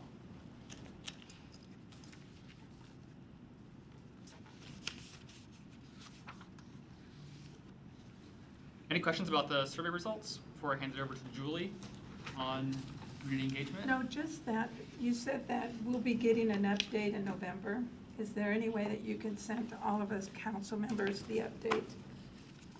Of the whole report? Well, this report here on the cost of living and stuff like that. Mm-hmm. Yeah. Okay, good. Okay, so I'm going to talk a little bit about the community engagement that we did and the conversations that we had with people, and then I'm going to talk through the recommendations based on what Joel just shared and those conversations that I'm about to review. I'm going to talk fairly quickly because we have a lot to cover. Yes, you bet. I'm going to talk fairly quickly because I have quite a bit to cover and want to make sure there's a lot of time for questions and answers. So please flag me if there's a question, and I will try to talk loudly.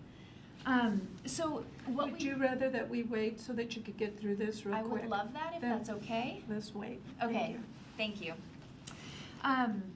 As a part of the community outreach and engagement, we had conversations, we called them interviews and focus groups, with 11 key stakeholder organizations. So those were mostly providers of housing and services within the city of Auburn. They also included organizations that provide services regionally, but we made sure that everyone we spoke to did serve people who live in Auburn. We collected input from the council when we were here several months ago, and I spoke with the Human Services Committee as well about what we were hearing and some of our initial thoughts on recommendations. And then we held 2 focus groups that included 33 people within the city of Auburn who were accessing some type of service. So we held that at Nexus and the Auburn Food Bank, and we made sure that people were compensated for their time with us. So some of the high-level themes, we heard a lot of really helpful information, but some of the things that kept coming up over and over again within those 15 to 16 conversations with many, many people were a couple of local strengths that were really clear. Folks said the mobile medical van is something people know about, know how to find, and really find a lot of value in that type of service. Folks felt like they had access to food as a basic need. And people said really positive things about the public library. Being able to go there, feeling safe and getting help, identifying resources, and just being welcomed. That was a place that folks cited over and over again. The primary concern in every single conversation that I was a part of, folks cited the lack of affordable housing and the need for more services as number 1. In fact, when I asked people how they would prioritize spending the City of Auburn human service budget, housing 100% of the time was the answer, was the top answer. So that's going to come into play when we get to our recommendations. I think one really critical part of that theme that came up was how many people, especially people who are accessing services, said there is a wide range of services that are needed, from very light touch, one-time assistance, also known as diversion and prevention, as well as more intensive housing subsidies and services that people are wanting and needing. So it's not a one-thing-fits-all type of deal, which I think everybody knows at this point, and people really emphasize that when I ask them, what is it that would make the difference in your situation? There was a concern with immediate access to various services, mental health services, behavioral health services, general medical services, because the mobile medical van and other medical services aren't available every day, all day to people who have low income and need sliding fee or free assistance. There are transportation barriers to accessing all of those things as well. Long wait lists when people do say they are interested in those services. So it's really, really hard for people to access those services when they are interested in them. And there was a specific need cited for a local medical respite resource. And in fact, the mobile medical van folks told us that some of the most acute medical situations that they've seen have been in Auburn. And they couldn't say the same about other communities, and they weren't quite sure why. It just was an interesting trend that they were seeing. There's a lack of low barrier emergency shelter in this community. So if people are, have partners, if they have pets, if they are struggling with substance use, they really don't have an option in this community. And we're hearing people say the situation's becoming more and more visible and the unsheltered homelessness numbers are rising. And when it's often the case when people who are unsheltered are interested in a sheltering option, that it's just not available because of capacity and because of barriers that are in place with current resources. There is, like every community, people who are rooted here and connected here want to live here, and folks cited real barrier in living wage employment. So that's not new information, but it's definitely a theme that kept coming up in every single conversation. And then finally, the lack of adequate public transportation within Auburn and throughout the region came up. The only exception to that was young adults, and it seems the young adult programming is able to provide a lot of bus service tokens. But otherwise, the non-young adults, meaning over 25 and older, said they have a really hard time getting around, whether that's within the city of Auburn or within regionally trying to access services. So those were some of the critical themes we wanted to make sure to highlight, because those, along with the data that Joel reviewed and the surveys that were completed, led to the recommendations that we are about to review. So I'm going to go over those, starting with number 1, which, to no surprise, is an increase in the overall budget for human service programs. We're seeing, obviously, trends throughout this region and nationally that there is far more demand than there are resources available. So this is something that folks are trying to accomplish everywhere. But what we did is try to be very realistic with what might be possible and what's happening in other local areas. So looking at that first chart there, we looked at 6 surrounding communities. We looked at Auburn, Huntington, Federal Way, Issaquah, Kent, and SeaTac. So that top chart does not include CDBG funds, and you'll see that 0.64% of the general fund goes toward human services. And percentage-wise, this is just about half of what Covington, Federal Way, and Kent are dedicating to their human service spending. If you look at that bottom chart that includes CDBG funding, Auburn's ratio of general fund expenditures to human service funding is just over half of what Federal Way and Kent, and what their ratio looks like. So a couple of local examples to point to, and some comparisons that we thought were helpful. But that first recommendation is, and we'll go into a little bit more specifically in a bit around what that potentially could. Recommendation number 2. prioritize and expand shelter and housing options that align with the Housing First philosophy. That's the critical part of the recommendation, is really any expansion or prioritization of resources really need to align with the Housing First approach, and there's a lot more detail around what that means within the report. But by doing that, it provides access to people who say, I need a place to stay, I want to be safe and get inside, regardless of what barrier they might be experiencing. And like I said, that's just not a reality right now. So to make sure that there are options for people, regardless of what they're experiencing, future investments really should make sure that they are aligning with programs that are aligned with Housing First.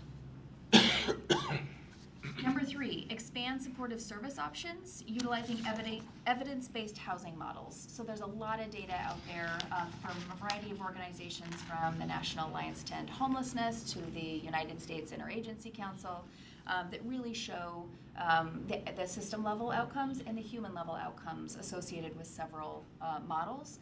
So one of those is diversion, which has been expanded pretty vastly across King County.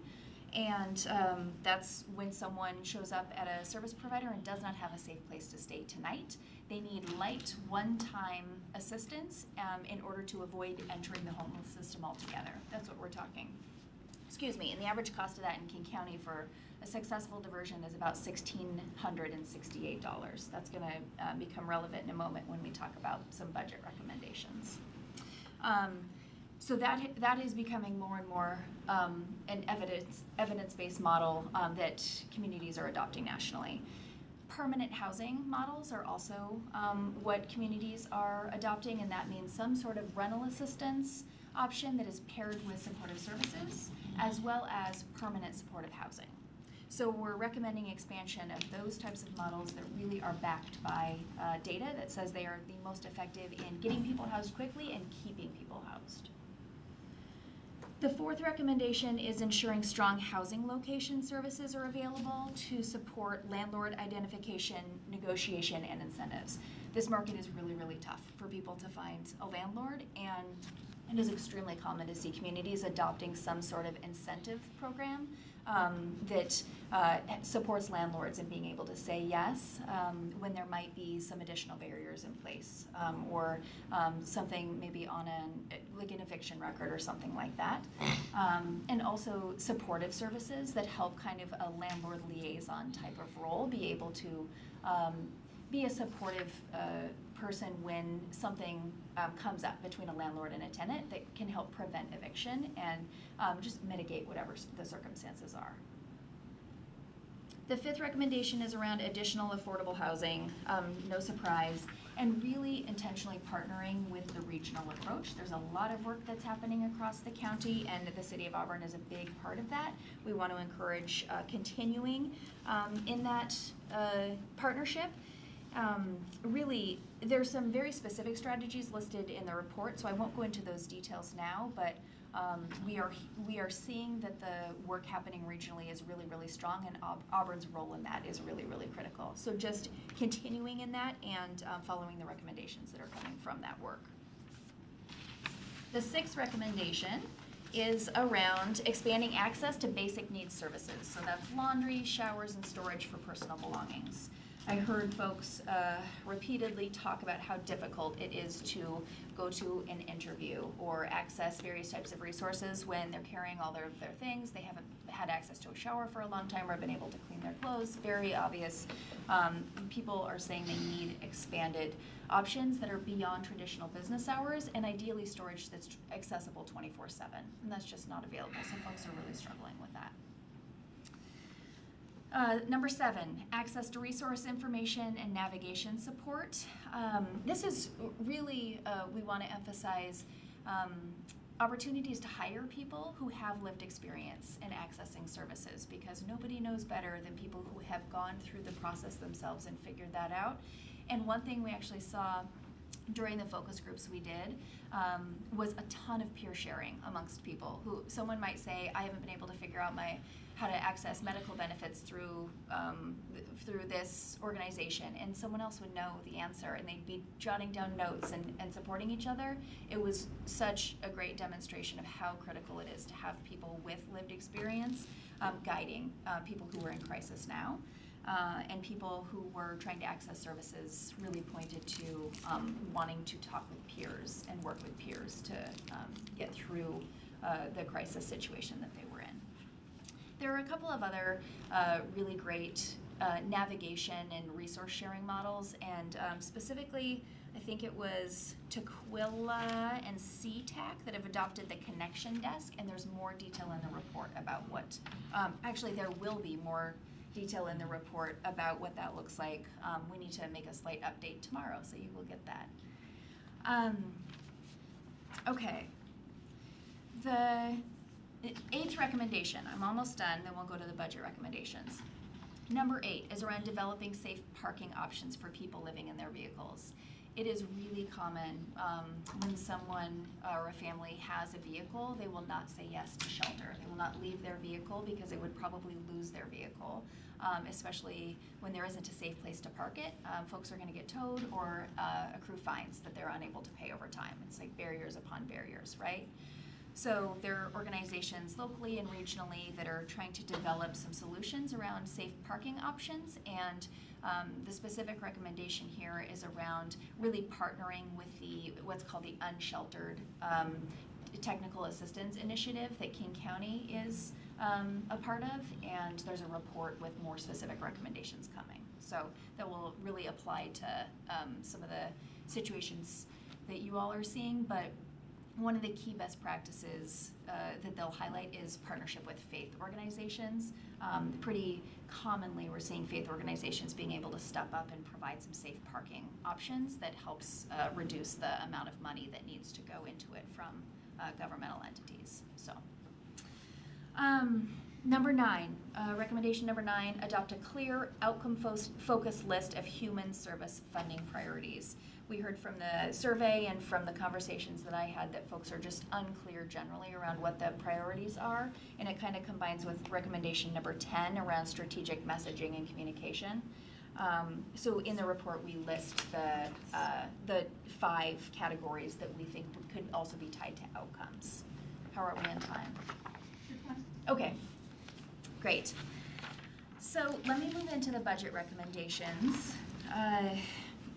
What we did here, based on what we saw happening in other communities, those 6 surrounding communities that we highlighted earlier, and some other communities that we looked into, we made an assumption when we make these budget recommendations that 1% of the general fund expenditures in 2019, and including the maximum cap of CDBG dollars, which would bring the total budget to about $772,000 for the human service allocation. So, based on all of that and what we heard from people, what we see in the data, what the surveys said, and where we think the maximum impact could be based on the dollar amount available, the recommendation is that 75% of that budget, which is about $579,000, be allocated to housing and associated services, and 25% to basic needs and job training. That would be about $193,000. I'm going to break that down a little bit more specifically around where we think there could be a pretty significant impact. And like I said, 100% of folks who answered the question, how would you prioritize the human services spending, said housing. So that was a huge driver of this. So of that 75%, or $579,000 going to the housing and associated services, we broke that down into 3 different categories. 38% to housing problem-solving interventions. So that's that diversion that I talked a little bit about. And also, when someone ends up going to emergency shelter, it's very intentionally and very quickly supporting them to exit shelter in a permanent way to a safe destination.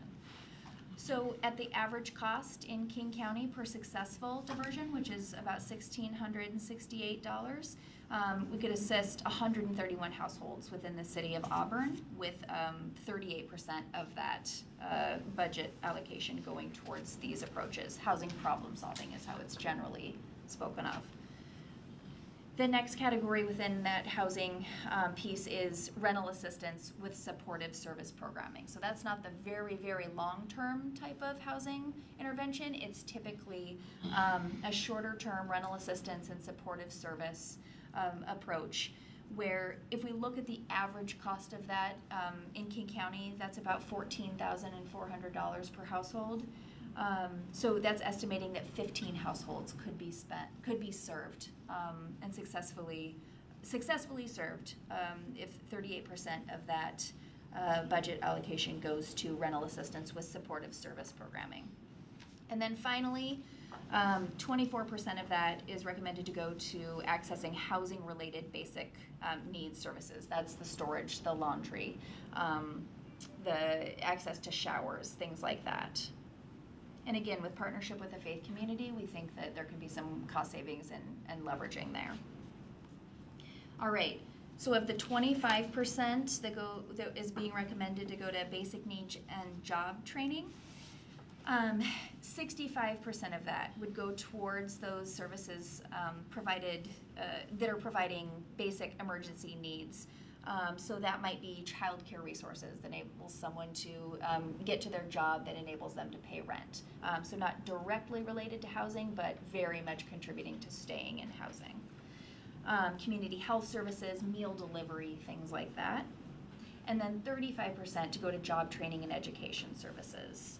That's really aimed at increasing the economic opportunities for those people that are being served. Whew, that was fast, and I'm sorry, I know it's a lot. I think if we can skip to the additional recommendations, that would be great. Can we open? Does anybody have any questions so far? No? Okay. Good so far? No, that's okay. Just 3 other additional recommendations I want to highlight based on what we were hearing, and it's more about prioritizing existing staff time and trying to maximize the local impact in the short term. Number 1 is really about peer learning and creating opportunities for collaboration in peer learning among service providers, because we think there's an opportunity, if folks know all of the resources that exist, they're able to better help folks in crisis navigate what's available and quickly and successfully get access to resources and hopefully end whatever housing crisis they're experiencing. So really, trying to provide frontline staff within organizations the opportunity to share information so that they can spread the word to folks who are asking. And that really would require facilitation of those spaces, providing that space and making sure that people are presenting on the relevant resources that people want to learn about. Number 2 is leading a focused effort to increase service provider participation in HMIS. That was a mouthful. Leading a focused effort to increase service provider participation in the Homeless Management Information System. That's the data system that tracks all things related to homelessness across the county and helps us advocate for additional resources at every level. One disparity that was noted in my conversation with folks, which I don't mean this in a negative way, so bear with me here. There's a large amount of faith providers that are helping within this community and region, and typically not using the housing management information system. So that information isn't going into that database and is resulting in people not having equitable chances at housing through the coordinated entry system. Are they aware of it? Are the faith-based people, are they aware of the areas that they could send people for, services and stuff like that? That's a great question. Because if they're not using it, if they're not giving it out, do they not know that there is?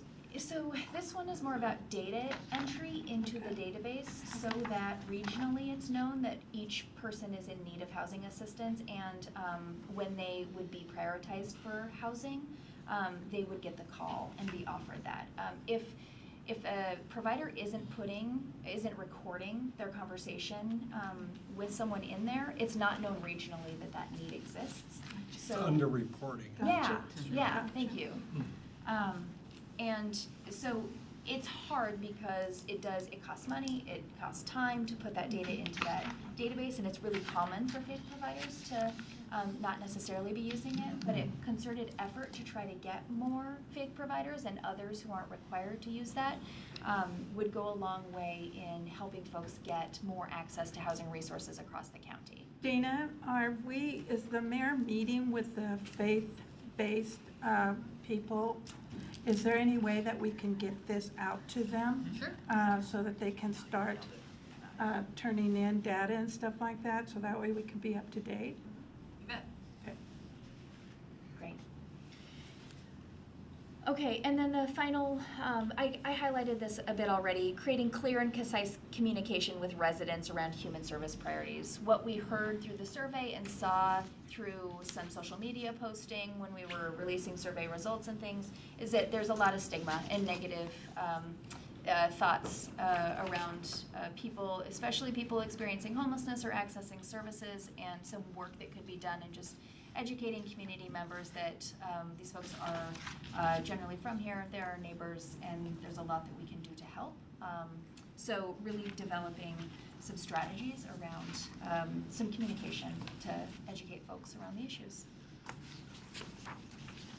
Well, I know that I'm on my church right now because we have the Knights of Columbus and we have the Women's Association, and I asked my church, what are we doing for the homeless people? What are we doing for, people of needs? And I didn't get answers, so I'm gonna still keep bugging them on this, so thank you for that. Any questions? Nope. Thank you. Thank you.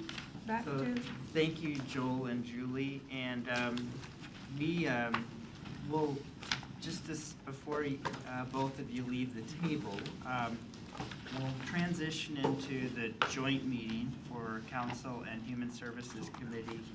Joel and Julie are going to retreat and probably sit in the audience maybe a little bit and listen to the conversation.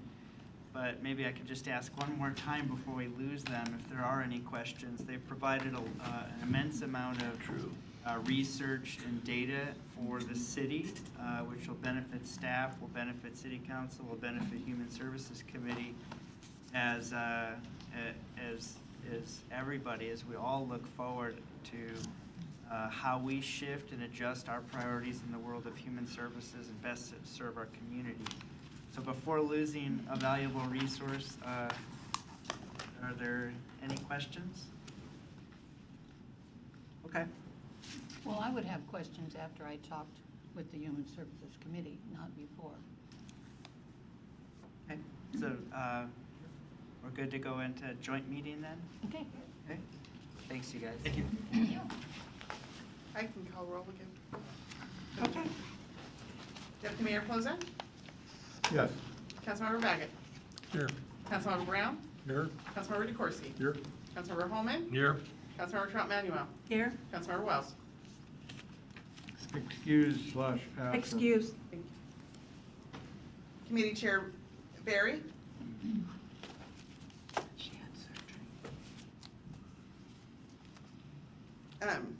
Board Member Bruger?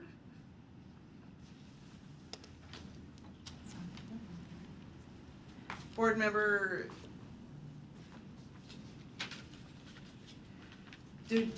I have this. Dido? Dido, yeah. Dido, sorry. Board Member Durda? Here. Board Member Gordine? Here. Board Member Miller? Here. Board Member Parkhurst Payton? Board Member Walters? Here. And I'll say for staff real quick, Jeff Tate, Director of Community Development. Kyla Wright, Human Services Program Manager.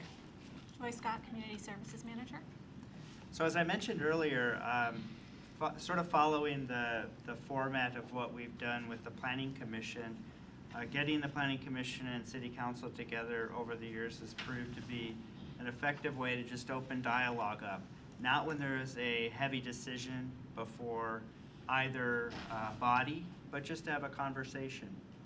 The role of the Human Services Committee is to forward after dialogue and going through a process of voting on issues, forwarding recommendations to City Council for City Council consideration. So it parallels the way Planning Commission operates as well. And of course, over the years, City Council is used to or has become accustomed to receiving the recommendations of the Human Services Committee.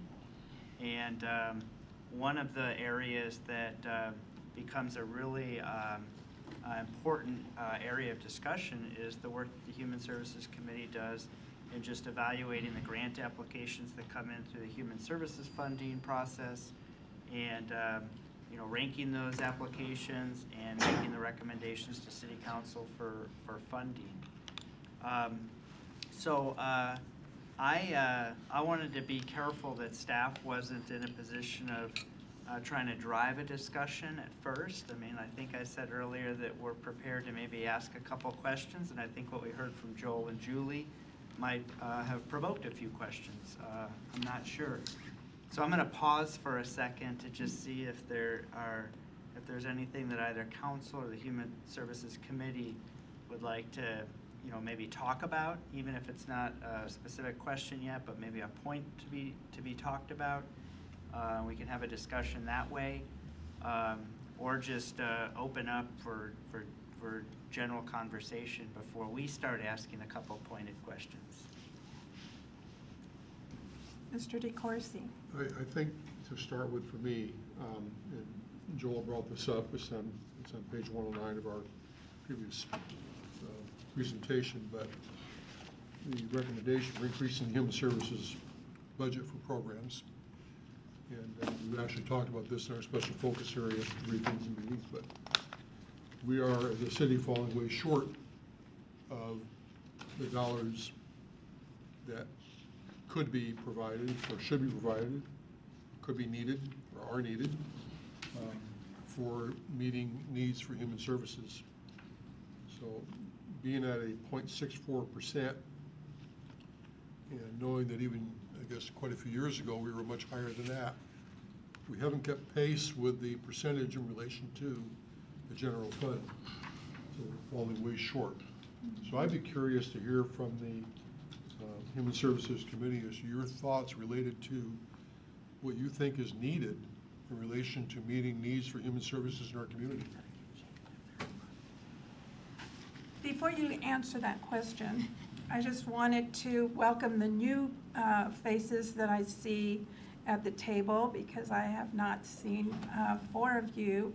So welcome, and I'm so happy that you took the step to be a volunteer, and on these are really serious issues, and something that I've been really passionate about. So thank you for serving. And now you can answer Mr. DeCoursey's question. Well, I would like at least 2% of the budget. I asked the mayor for it 2 years ago, and she said she would approach the council on it. I don't know if she did or not. And I hate to put a percentage on it, I just have to, though. Mm-hmm.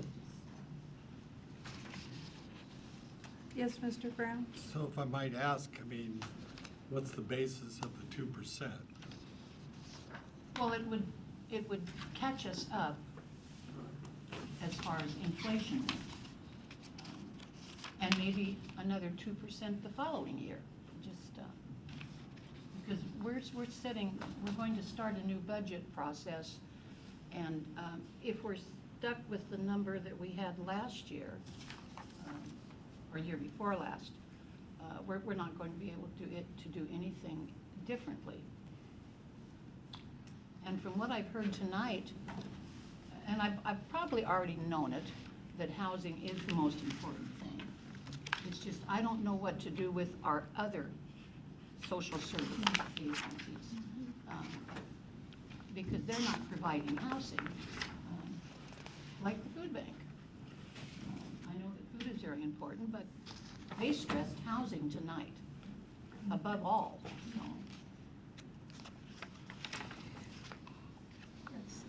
Well, I think that they're talking about a shift in funding, and I think that shift, if it occurred, would almost require a 2% kind of level in order to fund our other agencies the way we have been in the past. Otherwise, we're going to have a lot of agencies who are not going to be funded if that kind of shift occurred. And it sounds like they're making a good case for it. Yes, yeah. But if all our dollars go to housing, you know, there are going to be a lot of disappointed agencies, and childcare and food agencies. There are a lot of other good causes. I hate to think would go by the wayside. If you take money from them, they will collapse. Some of them And I they're know a very will. needed Some service, will. so. Especially small agencies. Yeah. I just, oh, sorry. No, I please. just have to chime in, just from a practical matter. The reality is that individuals are moving south. And so in order to accommodate that shift of low-income family moving south, you have to have more money for housing, just on a practical level. I don't think it's a surprise that housing is the biggest need, because that's the biggest problem with housing affordability being the primary issue. I would, I guess, I don't know, second, third, and I think other cities similar sized that have similar issues have that budget level. And so I think even on that basis alone is enough. But Auburn, more people are coming here, and so we have to accommodate for that change. Mr. Brown? Yeah, I serve on a couple of task forces for housing. I'm president of the State Labor Council, and so I get asked to, sit at the table because labor has to be part of the solution if we're going to solve some of these problems.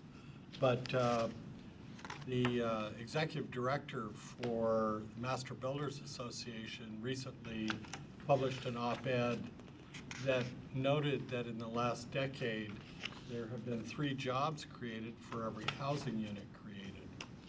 And that doesn't, that doesn't take us long to figure out we got a problem. And I think from what I'm seeing is that, so the jobs are good. People that have jobs need housing, they will get housing. So what happens is it's like the people are pushed off the bottom of the ladder. The folks that have, can't quite afford the middle income housing to move down into the affordable housing part of the structure, and then folks that are there are displaced.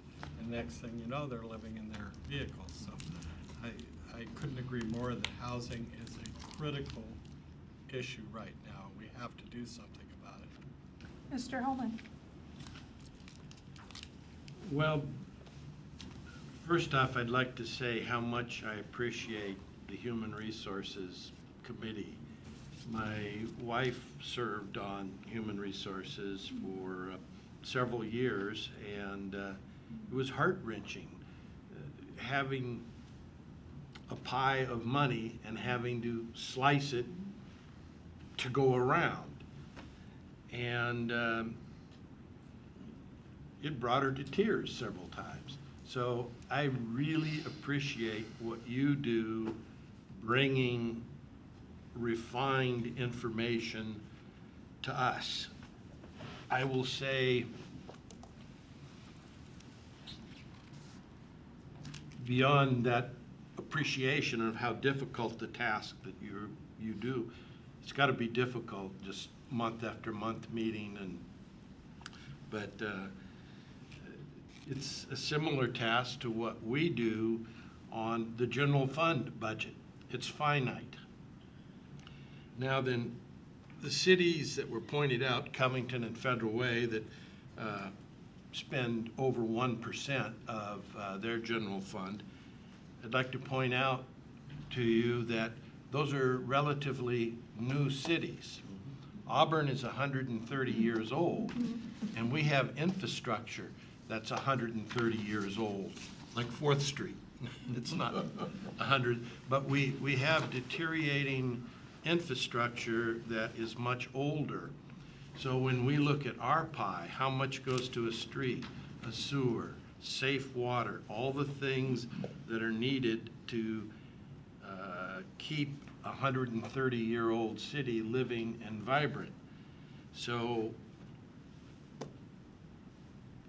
when we have that task of dividing the pie to serve human resources.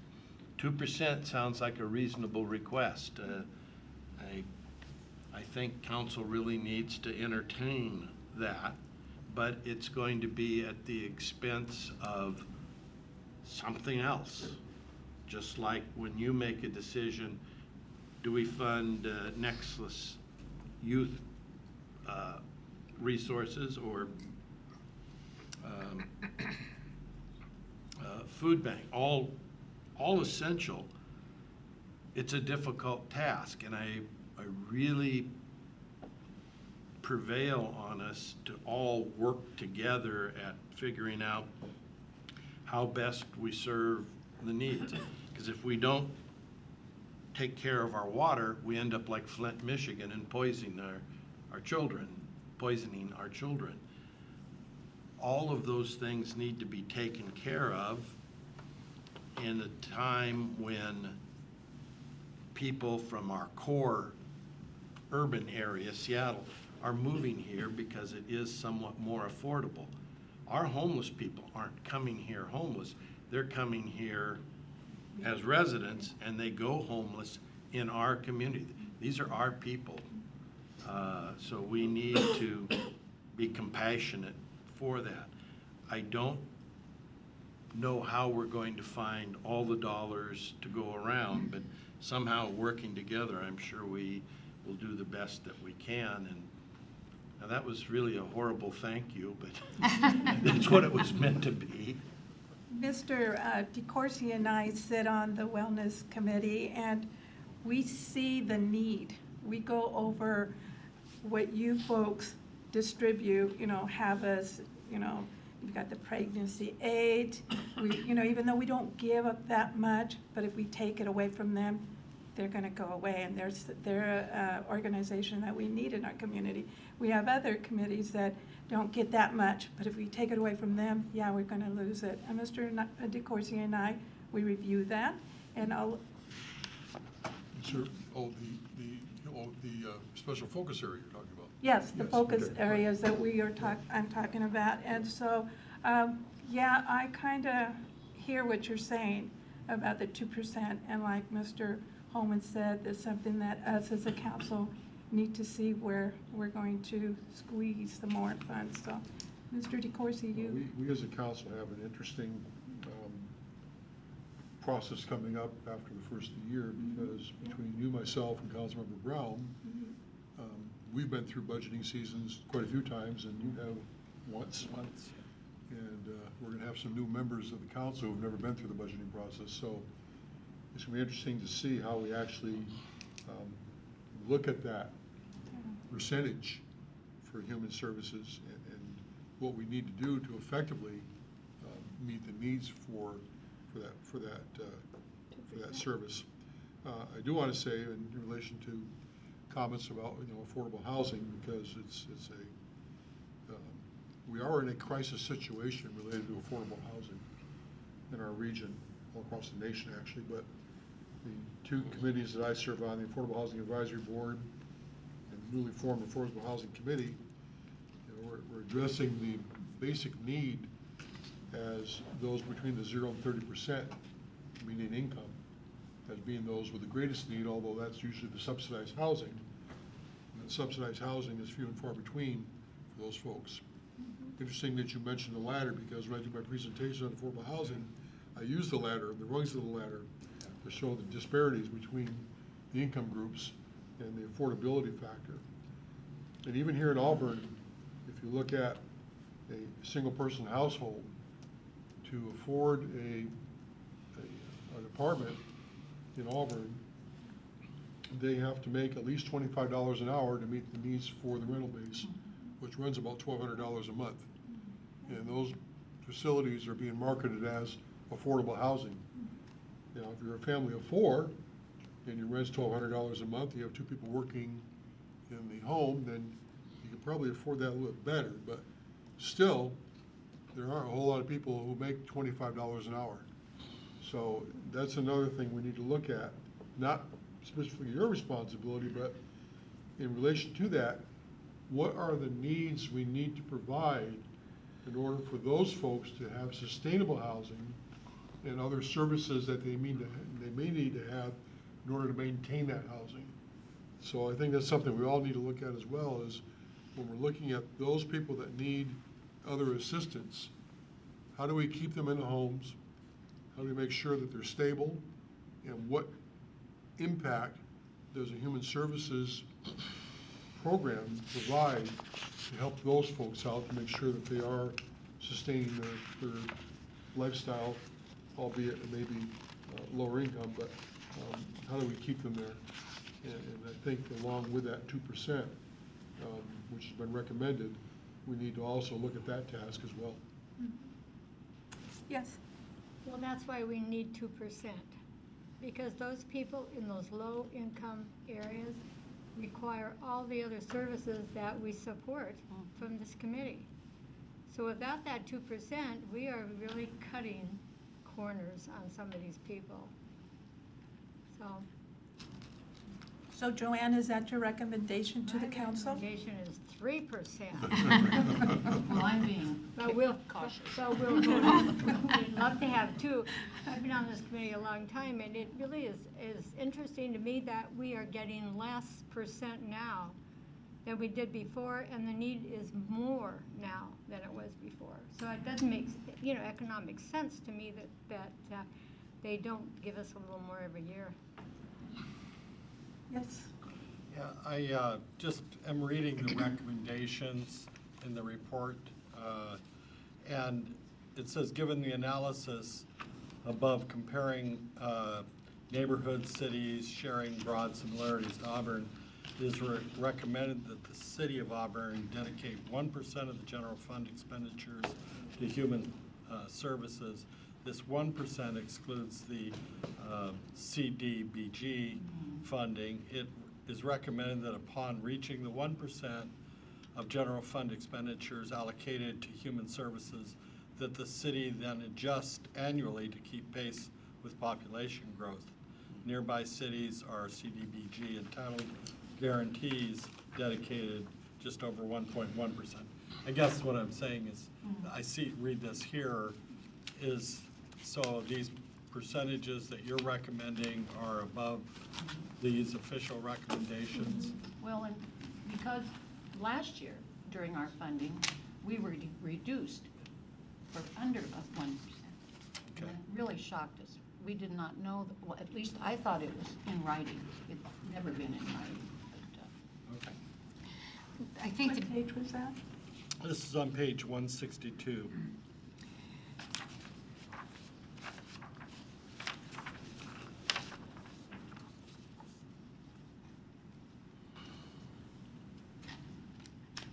Can I make a comment? Yes, ma'am. So the difference is that this is saying that 75% of that should be taken away from the kind of general funding we've been doing, broad strokes funding, and put into housing, like rental assistance. There's no rental assistance right now. So it's taking money away. So that would be the reason to go above the 1%. Yeah. Direct rental assistance at $14,000 a year? Yeah, they're talking $14,000 a year per, yeah. And I'd agree. No, go ahead. Go ahead, real quick. I'd agree with that as well. I think it needs to go beyond the 1.1% or so, because there's a huge concern that while housing is the priority, I have experience working in shelters, and I worked for the King County Housing Authority for several years.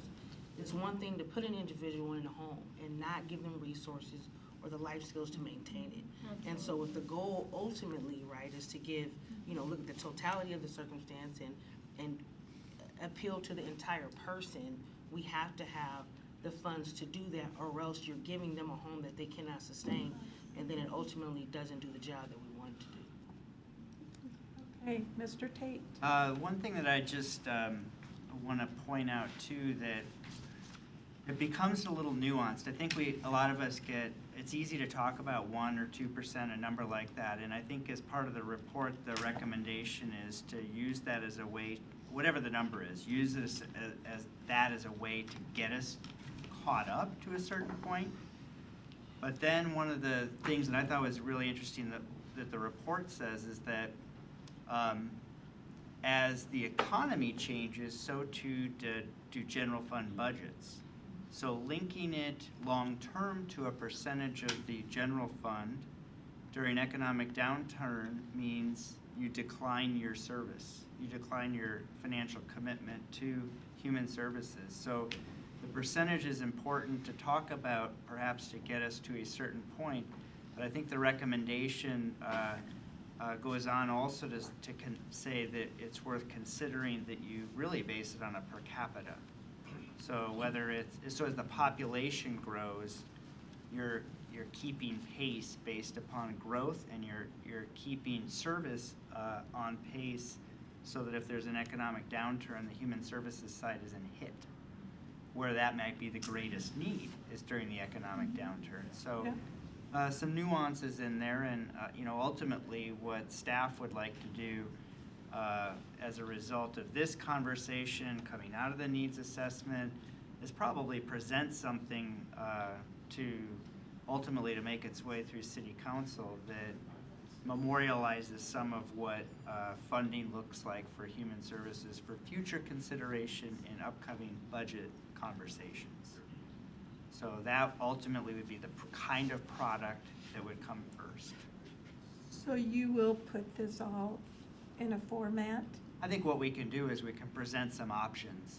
Because obviously for Human Services Committee and how they consider the allocation of resources out to our partner agencies and into the community, City Council has to take the very serious look at all of those pieces of the pie within the general fund. So what does it look like? What does it look like if you had a 1%, a 2%, whatever the range is, and how might a city approach taking itself from where it's at to a place that it wants to be? Because I know that it'll be tempting to want to jump in and say, well, let's just get there now. And there might need to be some kind of incremental approaches so that we get there in time. Yes, Mr. I DeCoursey. agree with that approach, and what would be good to see is a kind of a recommended breakdown of where the dollars would potentially go to and how much need is currently not being funded, where the additional resources could assist or facilitate that funding for that need. And I agree with you, if we look at it perhaps incrementally and reach a certain point, but never get to a point where even in downturns where we're reducing it to have a negative impact on the services. I definitely agree that it's going to be more needed rather than less needed. And also, as we continue to grow as a city, which we are going to do, there's going to be a much more demand for human services needs as well. So we got to look at that as part of the equation as well. But I really would like to see some recommendations as to how those dollars would break down. Mr. DeCoursey used a dollar bill at the senior center because people were asking, where's all our money going? And Mr. DeCoursey, Bright and I had forgotten about that Shelley used that dollar bill and broke it up and showed us how much 1% that we were using. So if you could do that, that would be pretty good, okay? Mr. Holman. Thank you, Madam Chair. What really caught my eye from one of the recommendations of Cloudburst was on additional recommendations. It says, create clear and concise communication with the residents around human service priorities. We really depend on you, and that's our assignment for us, is how do we develop clear and concise communication? Because I think there's a lot of misinformation about the need and the reasons for that need. And I would hope that you would work and that we would work together at developing that communications package so that when we do propose a raise in what we spend on community services, we have ready answers for the public, so we don't get our heads bitten off by, oh, you're just throwing money at, you know. No, there's a true need for it, and there's a reason. But I don't know what that communication that's going to have an impact on our citizens. So I'm looking forward to having a closer dialogue in the future with the Human Services Committee. You are our eyes and ears in the community. Okay. Any further discussion or questions? Yes. If you want to let people know how and why the city runs, make a push for everybody to go to Civics Academy. Okay. I'm finding out wonderful things about the city, although I've lived here most of my life, but Barbara, you just did. I know. Thank you. Okay. Mr. DeCoursey. First, I want to echo what Councilmember Holman and Councilmember Trout-Manuel mentioned about the work that you ladies do. It's really greatly appreciated. It's great to see you, because most of us have not seen you before.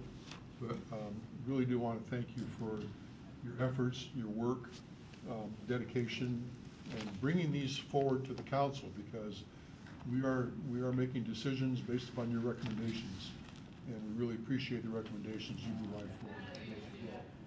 And lastly, for my Housing Authority colleague, where did you work in the Housing Authority? I worked actually in the Auburn properties out here, Burndale Homes and. You worked in Burndale, Furwood, and okay. Green River? Yes, Diana? and Northwood Square as well. Yeah. I'm a retired director of capital construction. I do know that. Yes, I just recognize you, so, yeah. So thank you for doing that work, and thank you for doing this work. And with that, I look forward to meeting like this. This is really great idea, and I think it's great for all of us to hear what your recommendations are, not just the committee. So thank you, and again, echoing what they all said, it's nice that you have taken this lead and give us your recommendations. Back to Jeff, and Jeff, I was asked if we could have a 5-minute break. Well, I don't make that decision. Okay. So, Here. 5 minutes, back in, Adjourned? The joint meeting's adjourned? yeah. No, it's not adjourned. The joint Five- meeting's not adjourned? Or the joint Oh, meeting- this is adjourned, yes. Oh, the joint meeting is adjourned. Adjourn that.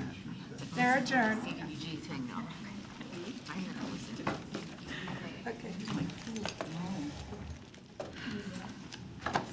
That way it gives everybody a break. Get up and walk, stretch. Thank you. Means I can find my PowerPoint presentation.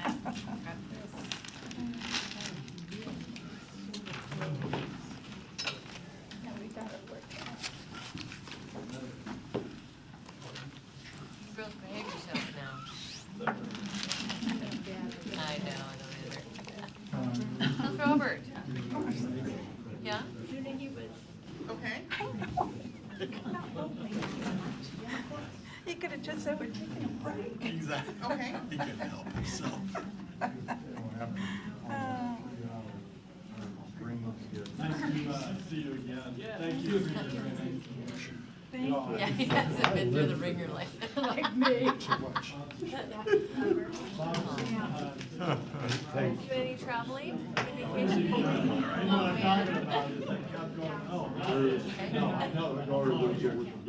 we need some clear, concise messaging. Thank you again. I saved all that report handy for you. We came over and I haven't had dinner yet. Hey, Ken. Their lives consent their information if they don't have it. Yeah. All right. That's what she's next to the Yeah, because I know that the mayor meets with the That's very several folly. of the faith-based people, so it would be nice and. That's not very folly. her children. Last week. Yeah.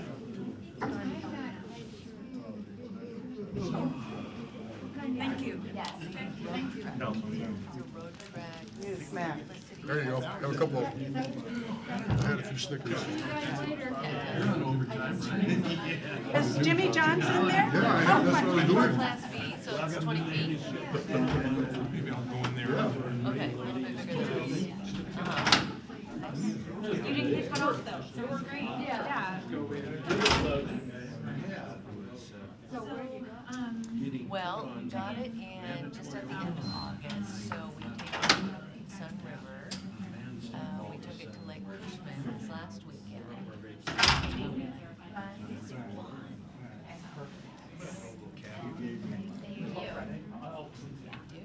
Sure. I'm around all week. Good. Good luck. Thank you. Thank you, guys. Bye-bye. Thank you.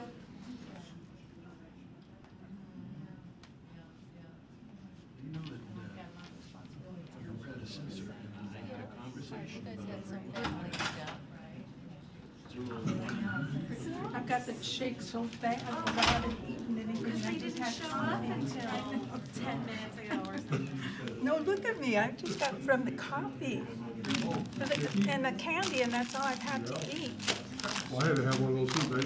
I only had a little bit of breakfast this morning. I didn't eat very much today either, so.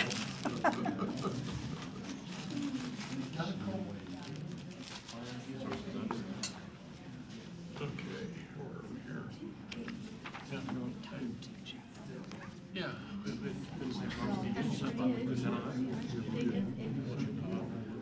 I was able to get that theater paid off in the fairness for you had the power coming part flat. Oh my gosh. You slid it in there. Nice.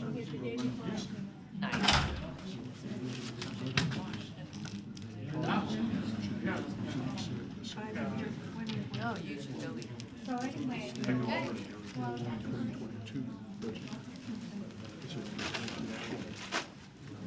Yeah, so next week. That's what we do with ours. Yeah, yeah. So we did it. Second year. All right. I agree. I know. Okay. All right. Well, I'll hit you up for advice on where to go. Well, I'll tell you, we have. Okay, we're gonna come back to order. Is this yours? Yeah.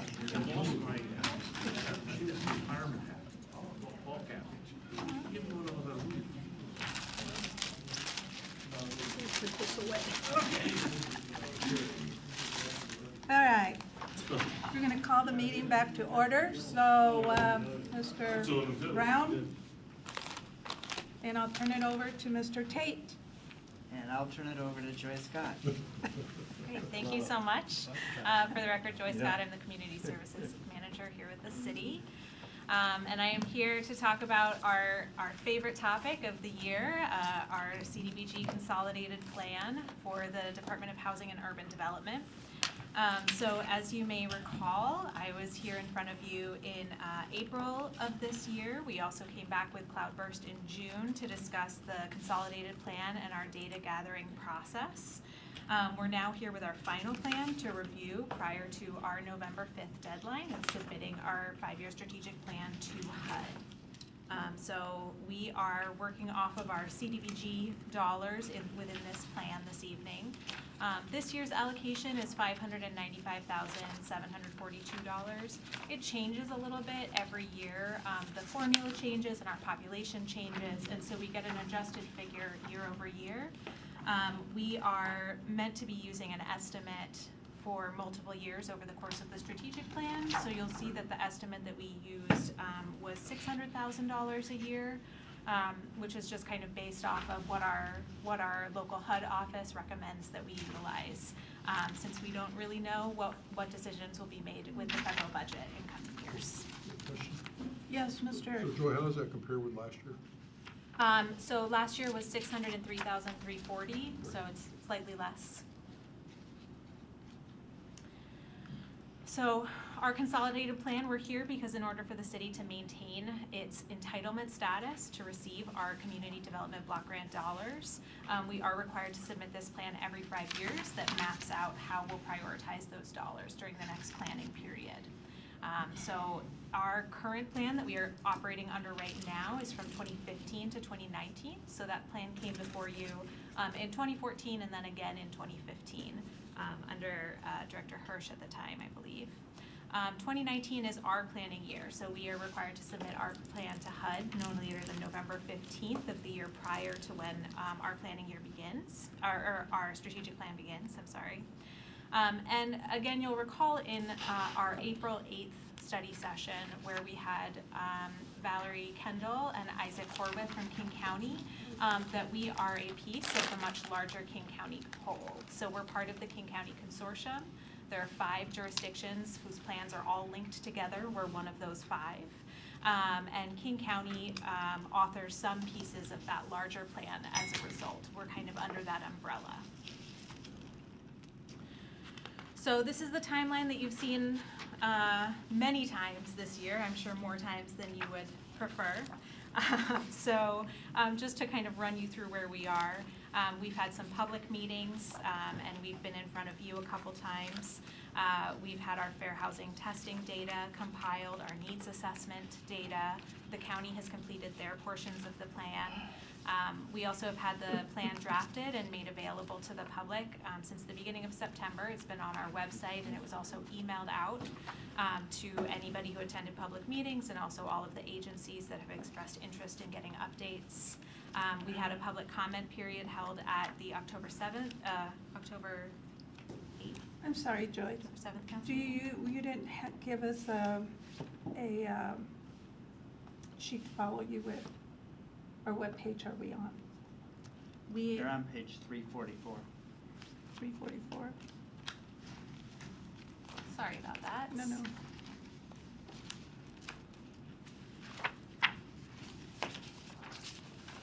Okay. So at last week's council meeting, there was a public comment period and end of the public comment period and a public hearing. No comments were received at that public hearing, but we did incorporate a number of comments through the public meetings that we held, and those are fully incorporated into the plan. So you'll see multi-page summaries of the public comments that were included in our plan for this time period. So we are here in this October 14th timeframe. And you will see included in your packet is a draft resolution of approval for the consolidated plan and the analysis of impediments to fair housing choice, which is that document that Isaac was here talking about back in April. That is the piece that King County authors as our consolidated planning lead. So we've talked about these pieces quite a bit where, you see me a number of times each year to talk about CDBG and our HUD dollars. This is our big overarching plan. It guides our next 5 years of spending. Also for administrative, to relieve our administrative burden, it also incorporates our 2020 annual action plan. So normally I would be in front of you in October and November to discuss the following year's action plan. This is incorporated into the document so that you don't need to approve 2 documents in 1 year. I do see though that you have quite a few capers out ahead of you. We do. So every year we complete the consolidated annual performance and evaluation report, and that is posted on our website. And we usually do our roundup for council as well of what we've accomplished with things like our housing repair program. So as you may recall from our presentations earlier this year, the key components that you see within the draft plan that's included in your packet is the needs assessment and market assessment portions. Those take heavily from the needs assessment that we discussed earlier this evening. Part of the work of our consultants was to do a lot of the data gathering using those HUD databases. but also to supplement it with current stakeholder interviews, focus groups, current survey data, because we know that while 2011 to 2015 is what we have available to us, it's not the most current that exists. So it includes both the required 2011 to 2015 CHAS database, as well as these other pieces that the consultants worked on for us. And as I mentioned, it also includes that 2020 annual action plan. So you've heard from me quite a bit this year about all the different pieces that have been going into our consolidated plan. But these include our public meetings that we held. It includes our community needs assessment and all of the resultant stakeholder interviews, focus groups, surveys, and public meetings that were a part of that. You'll see many of them listed out in the report, as well as summaries of what comments were heard at the meeting and how they were incorporated into our report. It includes all of the housing cost data there's kind of two components of that. There was some additional work that our consultants did, and then there's also some auto-populated data that HUD requires that's in the template of our report that's kind of automatically pulled in and we have to analyze. And then there's also analysis on barriers to fair housing in our community, which is what Isaac was here to talk about earlier this year, and their full report is also included in the packet this evening. So in your packet, there's kind of a 2 to 3 page overview of the consolidated plan and how it's changed, partly because I know you had almost 400 pages this week alone to read, and you know, this 90-page document might not have been the most exciting reading for you. So I wanted to just kind of boil down what are the things that we see as being different in this strategic planning period, and where there's some changes within the plan that you've seen. So in 2015 to 2019, our current consolidated plan, we have 3 goals that were established. They were ensure a suitable living environment, end homelessness, and ensure decent, affordable housing. So these were taken directly from HUD. These are actually HUD's goals, and the city adopted them verbatim within that plan. In 2020 to 2024, we've been having some conversations over the past year with King County, with our other consortium partners, and internally to talk about what would make the most sense. And we've decided to better align our goals so that we're all working on the same thing. We share in some of these funds, so we have our own CDBG entitlement, but King County has home dollars that any entity in Auburn is able to apply for because we're part of the home consortium. So we really want to make sure that we're all working towards the same goals. So our goals for 2020 to 2024 are affordable housing, which is ensuring access to healthy, affordable housing for low and moderate income households throughout the region, and advancing fair housing to end discrimination and overcome historic patterns of segregation. Ending homelessness, which is making homelessness rare, brief, and one time, and eliminating racial disparities. That's language that comes directly from our continuum of care, which is currently All Home. It's the lead agency that receives all of our HUD dollars related to homelessness. So this is an overarching regional statement that all of our partners have adopted. And then community and economic development as our third goal, which is most closely tied previously to the ensuring a suitable living environment. It's establishing and maintaining healthy, integrated, and vibrant communities by improving the well-being and mobility of low and moderate income residents, and focusing on communities with historic disparities in health, income, and quality of life.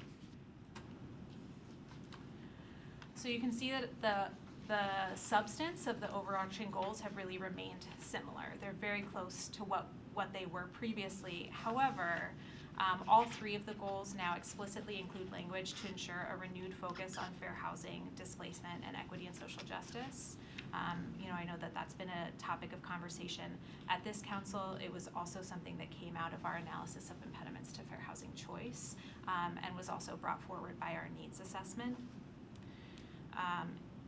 The consolidated plan has some more robust community level data than was included in prior versions. So because we had the benefit of utilizing our consultants in this needs assessment, You'll find that it's quite a bit longer of a document, but it also is more robust. It has a lot stronger data elements than we've seen previously, which means that when we're reporting annually, we're better able to report on what changes have actually occurred.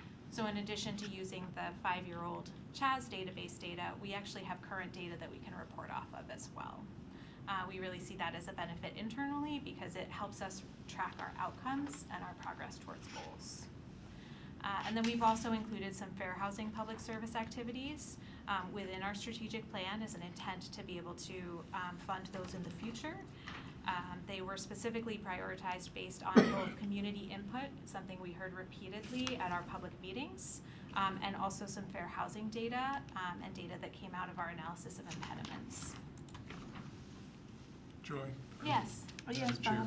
Bob. Quick question. How often do we have these public meetings? So we are required to provide at least 2 public meetings a year for HUD documents specifically.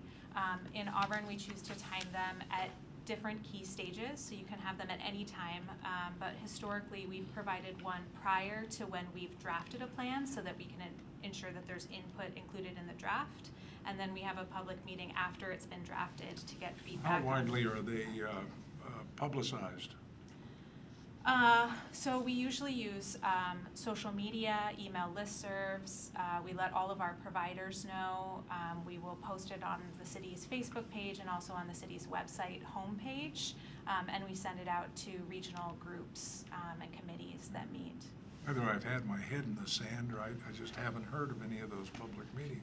And are they well attended or small little crowds?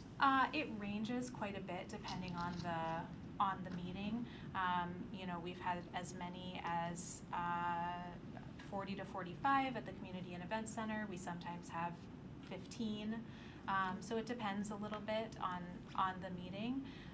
It's pretty heavily attended by providers representing kind of larger groups of folks. But it's one of the reasons why we really wanted to ensure that the feedback of the needs assessment, which was going out and meeting folks where they were, was incorporated into this, because we know that not everybody will come to a public hearing, to a public meeting or to a public hearing, as we see from our public hearings for CDBG. It's not always the most accessible space. You know, we provide interpretation upon request, and we also make sure that we have materials available in other languages, but it's not always the easiest place for folks to access. I would think this would be a perfect opportunity to engage the public and let them know more about what we're doing and avoid a lot of this negative talk that I know I hear every time I walk up and down the street and talk to somebody about it. And, you know, it's like, what's the city doing? What are we, you know, and they've already drawn perceptions about what we're doing, and I think that we really need to make sure that we, you know, advertise basically what it is we are doing and how we're spending this kind of money, because a lot of the people are thinking that this money could be spent for other things, even though we know it's pretty restrictive. So maybe we need to take another look at those public meetings and maybe But if there's only 2 a year. well, but broaden the advertising for those meetings a little bit, so we get more public and fewer groups of people that are more providers than. Anyway, Sure, I'd be happy to just look my at that. thoughts. Okay, you have a question? Okay. So also included in your packet this evening is the analysis of impediments to fair housing choice, the full document. This is the document that Valerie and Isaac were here earlier this year to talk about, that is authored by King County. It includes all of their jurisdictions in the consortium, including Auburn. And within that, it includes a review of King County's laws, regulations, and administrative policies, procedures, and practices to see where there might be either harm, unintended harm being caused, or perhaps disparities in access. There's an assessment of those laws and how they're affecting the location, availability, and accessibility of housing. There's results from fair housing testing, which was conducted across King County, including in Auburn, and also an assessment of conditions affecting fair housing choice for protected classes.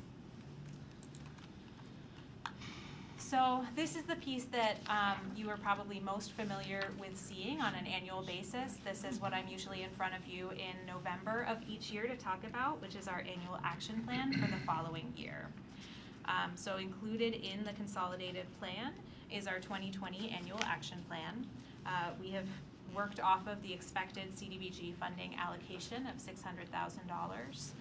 Within our plan each year, we're required to include language that has contingencies in it, where if we receive more money than expected or less money than expected, if we receive fewer dollars than the $600,000, we prioritize removing that from administrative costs before having it impact any of our direct programs.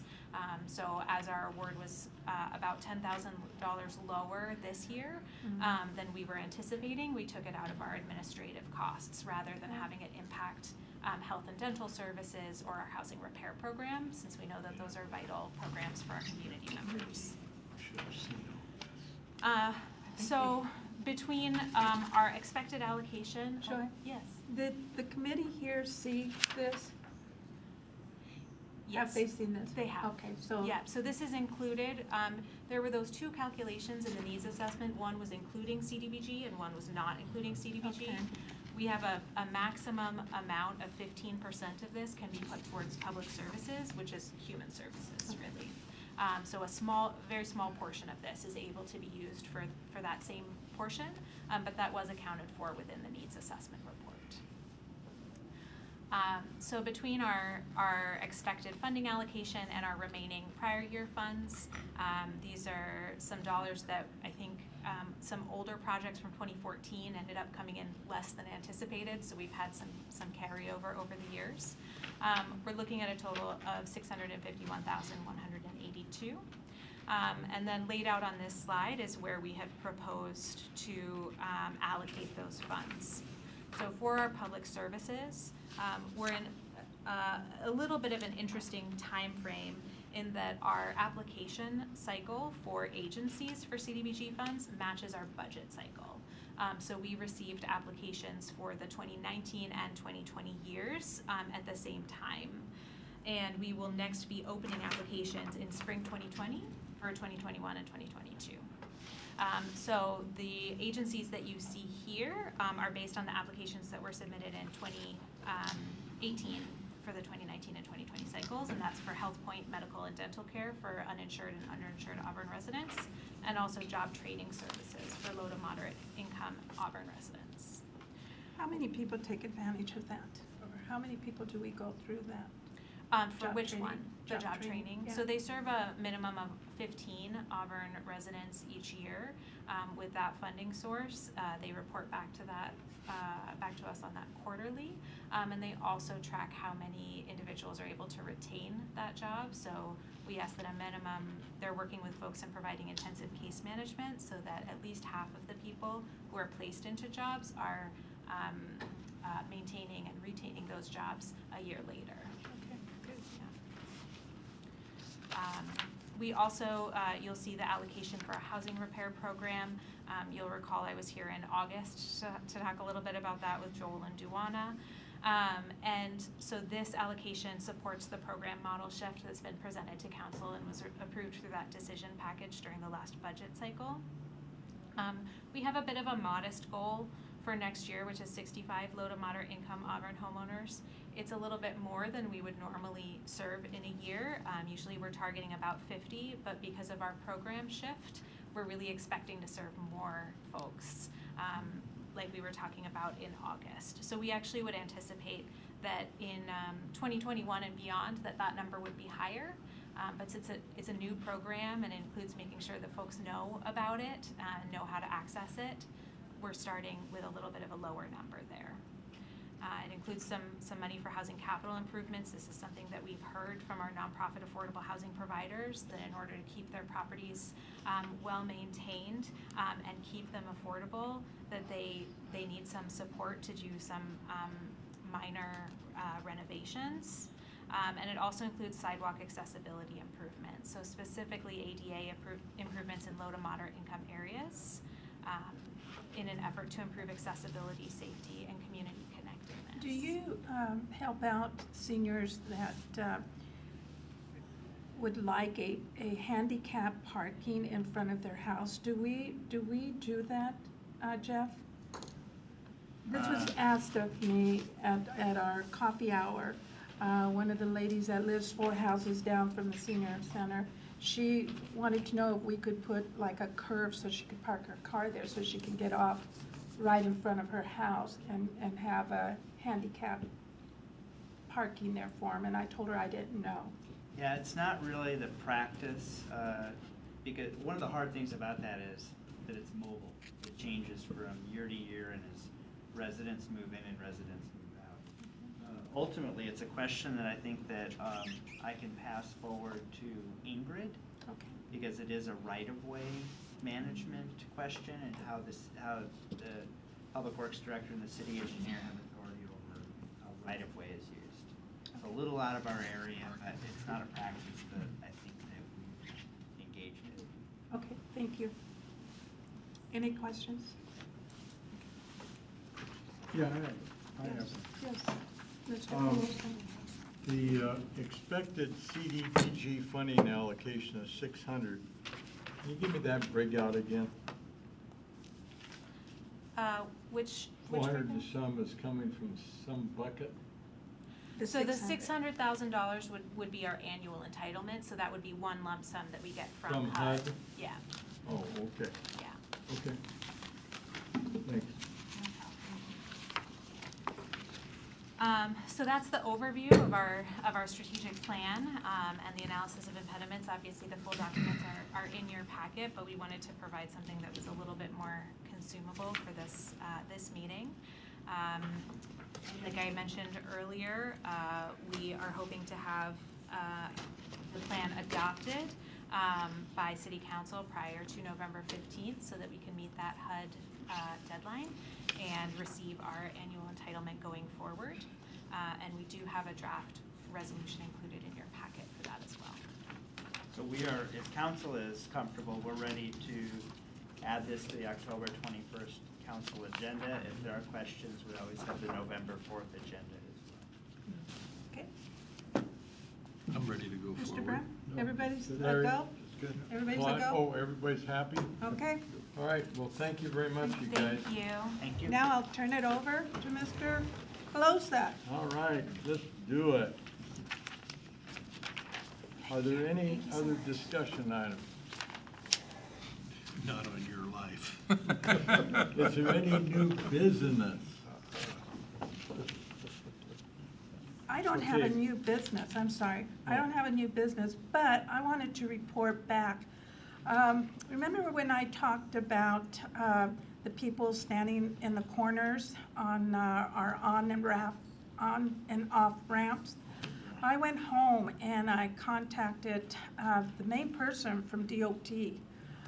His name is Michael Golden. And I asked him, because I said that our city said it's not our responsibility when it is state route entities. And he said that I asked him if there was any way that they could put some signs up there to keep these people from standing in those corners. And he said it probably wouldn't do any good. And I told him about the young man that jumped in front of me that sits on the middle medium. And I go, there's an accident waiting to happen. Well, they did put signs up. There has been signs put up on 15th Street. There's signs put on 18 that says no loitering. And I'm waiting to hear, because he said he was sending one of their main person to park out there by Applebee's, is that it? No, Danny's, by Danny's, to monitor how many people sit in that barrier, and to keep telling them that they've got to get off of there. So I haven't seen very many of them there lately, but I saw one the other night that was just all hunched up right up against behind that one sign. And so I am just so proud that Mr. Golden did go and take an initiative to put signs up. So let's see how that works, if we're gonna keep those people from the medians. That's a very narrow median, and I've seen some of those people almost get nailed Yep. because of the people going around those curves on the on-ramp. And that's what I told him. I go, you know, I don't want to be the person that hits somebody. So he said he was going to try to get something done there, but he said he doubted, but I'm waiting for him to get back with me, so I'll report next time what they're going to do there, okay? That was it. That's it, huh? Okay, now we'll go to the matrix.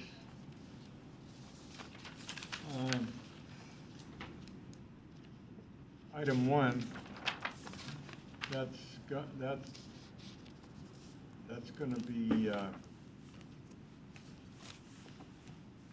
It's supposed to be today. Yeah, it didn't happen. it was supposed to be today in a executive session. Yep. But because we're running so darn late, Yep. I canceled it, and they can bring it forward on Monday at the council meeting. Okay. So, the Auburn Avenue Theater,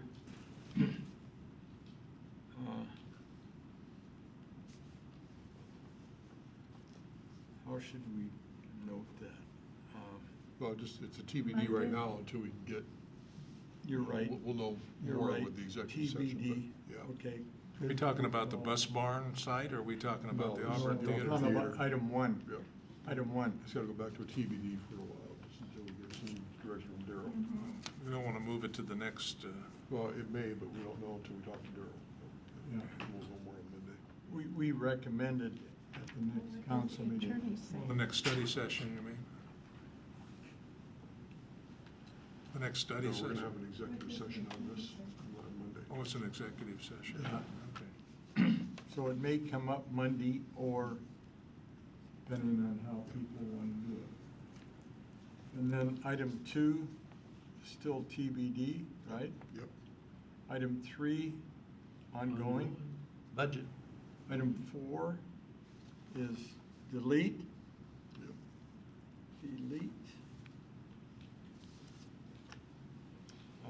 Item 5 is still 1125. Item 6 is still 1125. 7, that, Mr.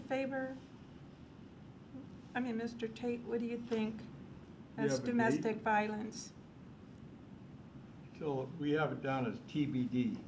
update? Domestic violence. Yeah, so, does this catch me? So, outside of the quarterly reports that we've started providing, so we started doing that at the beginning of the year. What is the specific ask? It was just to give us an update on where we were, since it was October Domestic Violence Awareness. Sure, and I know Joy and I spoke earlier in the day, and we are one day away from getting all of the data reports from the service providers. So recall that the quarterly reports were supposed to hit kind of 3 different areas of how a city interfaces with domestic violence issues. One, there's PD data just on calls. 2, there's city attorney data on cases. And then 3, it's what are we putting into the pot out of our budget to fund some of the domestic violence service providers, and I think there's 4 of them that we fund. So we wanted to make sure we're providing data on those service interactions and the assistance we're providing to people. We get quarter 3 data reports starting tomorrow. So as a follow-up to that, we will start, towards the end of the month, council with what that Q3 report looks like. Okay, I received an email from an executive director Mary Elaine Stone, and she's with King County Sexual Assault Resource Center. And she gave me numbers and figures and how many of those people from Auburn they served. And I was kind of shocked at the numbers, 248 Auburn people with either family or, and they provided some services. So I'll send this over to you so you could read it, because they wanted to let us know who they're servicing. Sure, and that would be helpful, and then we can cross-reference that to, what we're providing service to in terms of Dawn and Consejo and those types of agencies. And, we, end of April, then end of August, and then end of October, we're about a month delay to get all the data in from the prior quarters. So that'd be a good time to get that. Yeah, I just sent it to you. I just got it. Okay. And then we can cross-reference that with those other service providers. So should we just leave it as TBD until further? Well, so I hate to sound dense, but if we send out the report that we've committed to sending out quarterly with the data, and that arrives to you before the end of October, is that adequate, or is there something additional that you would like from us? Because we're already prepared to do that. I think would that be sufficient for you, council members? So what do we add the additional? What can change?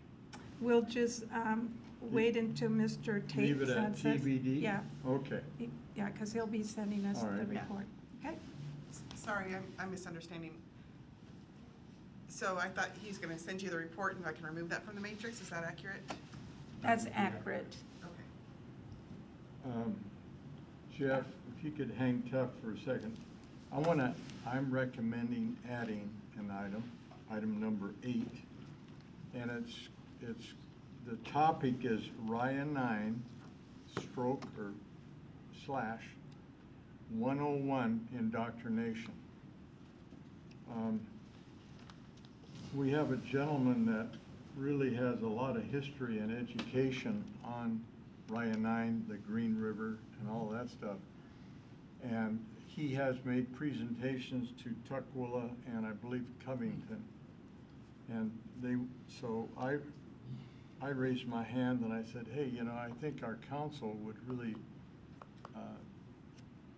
embrace that, because it is history and education on the Green River, water resource inventory area, and that type.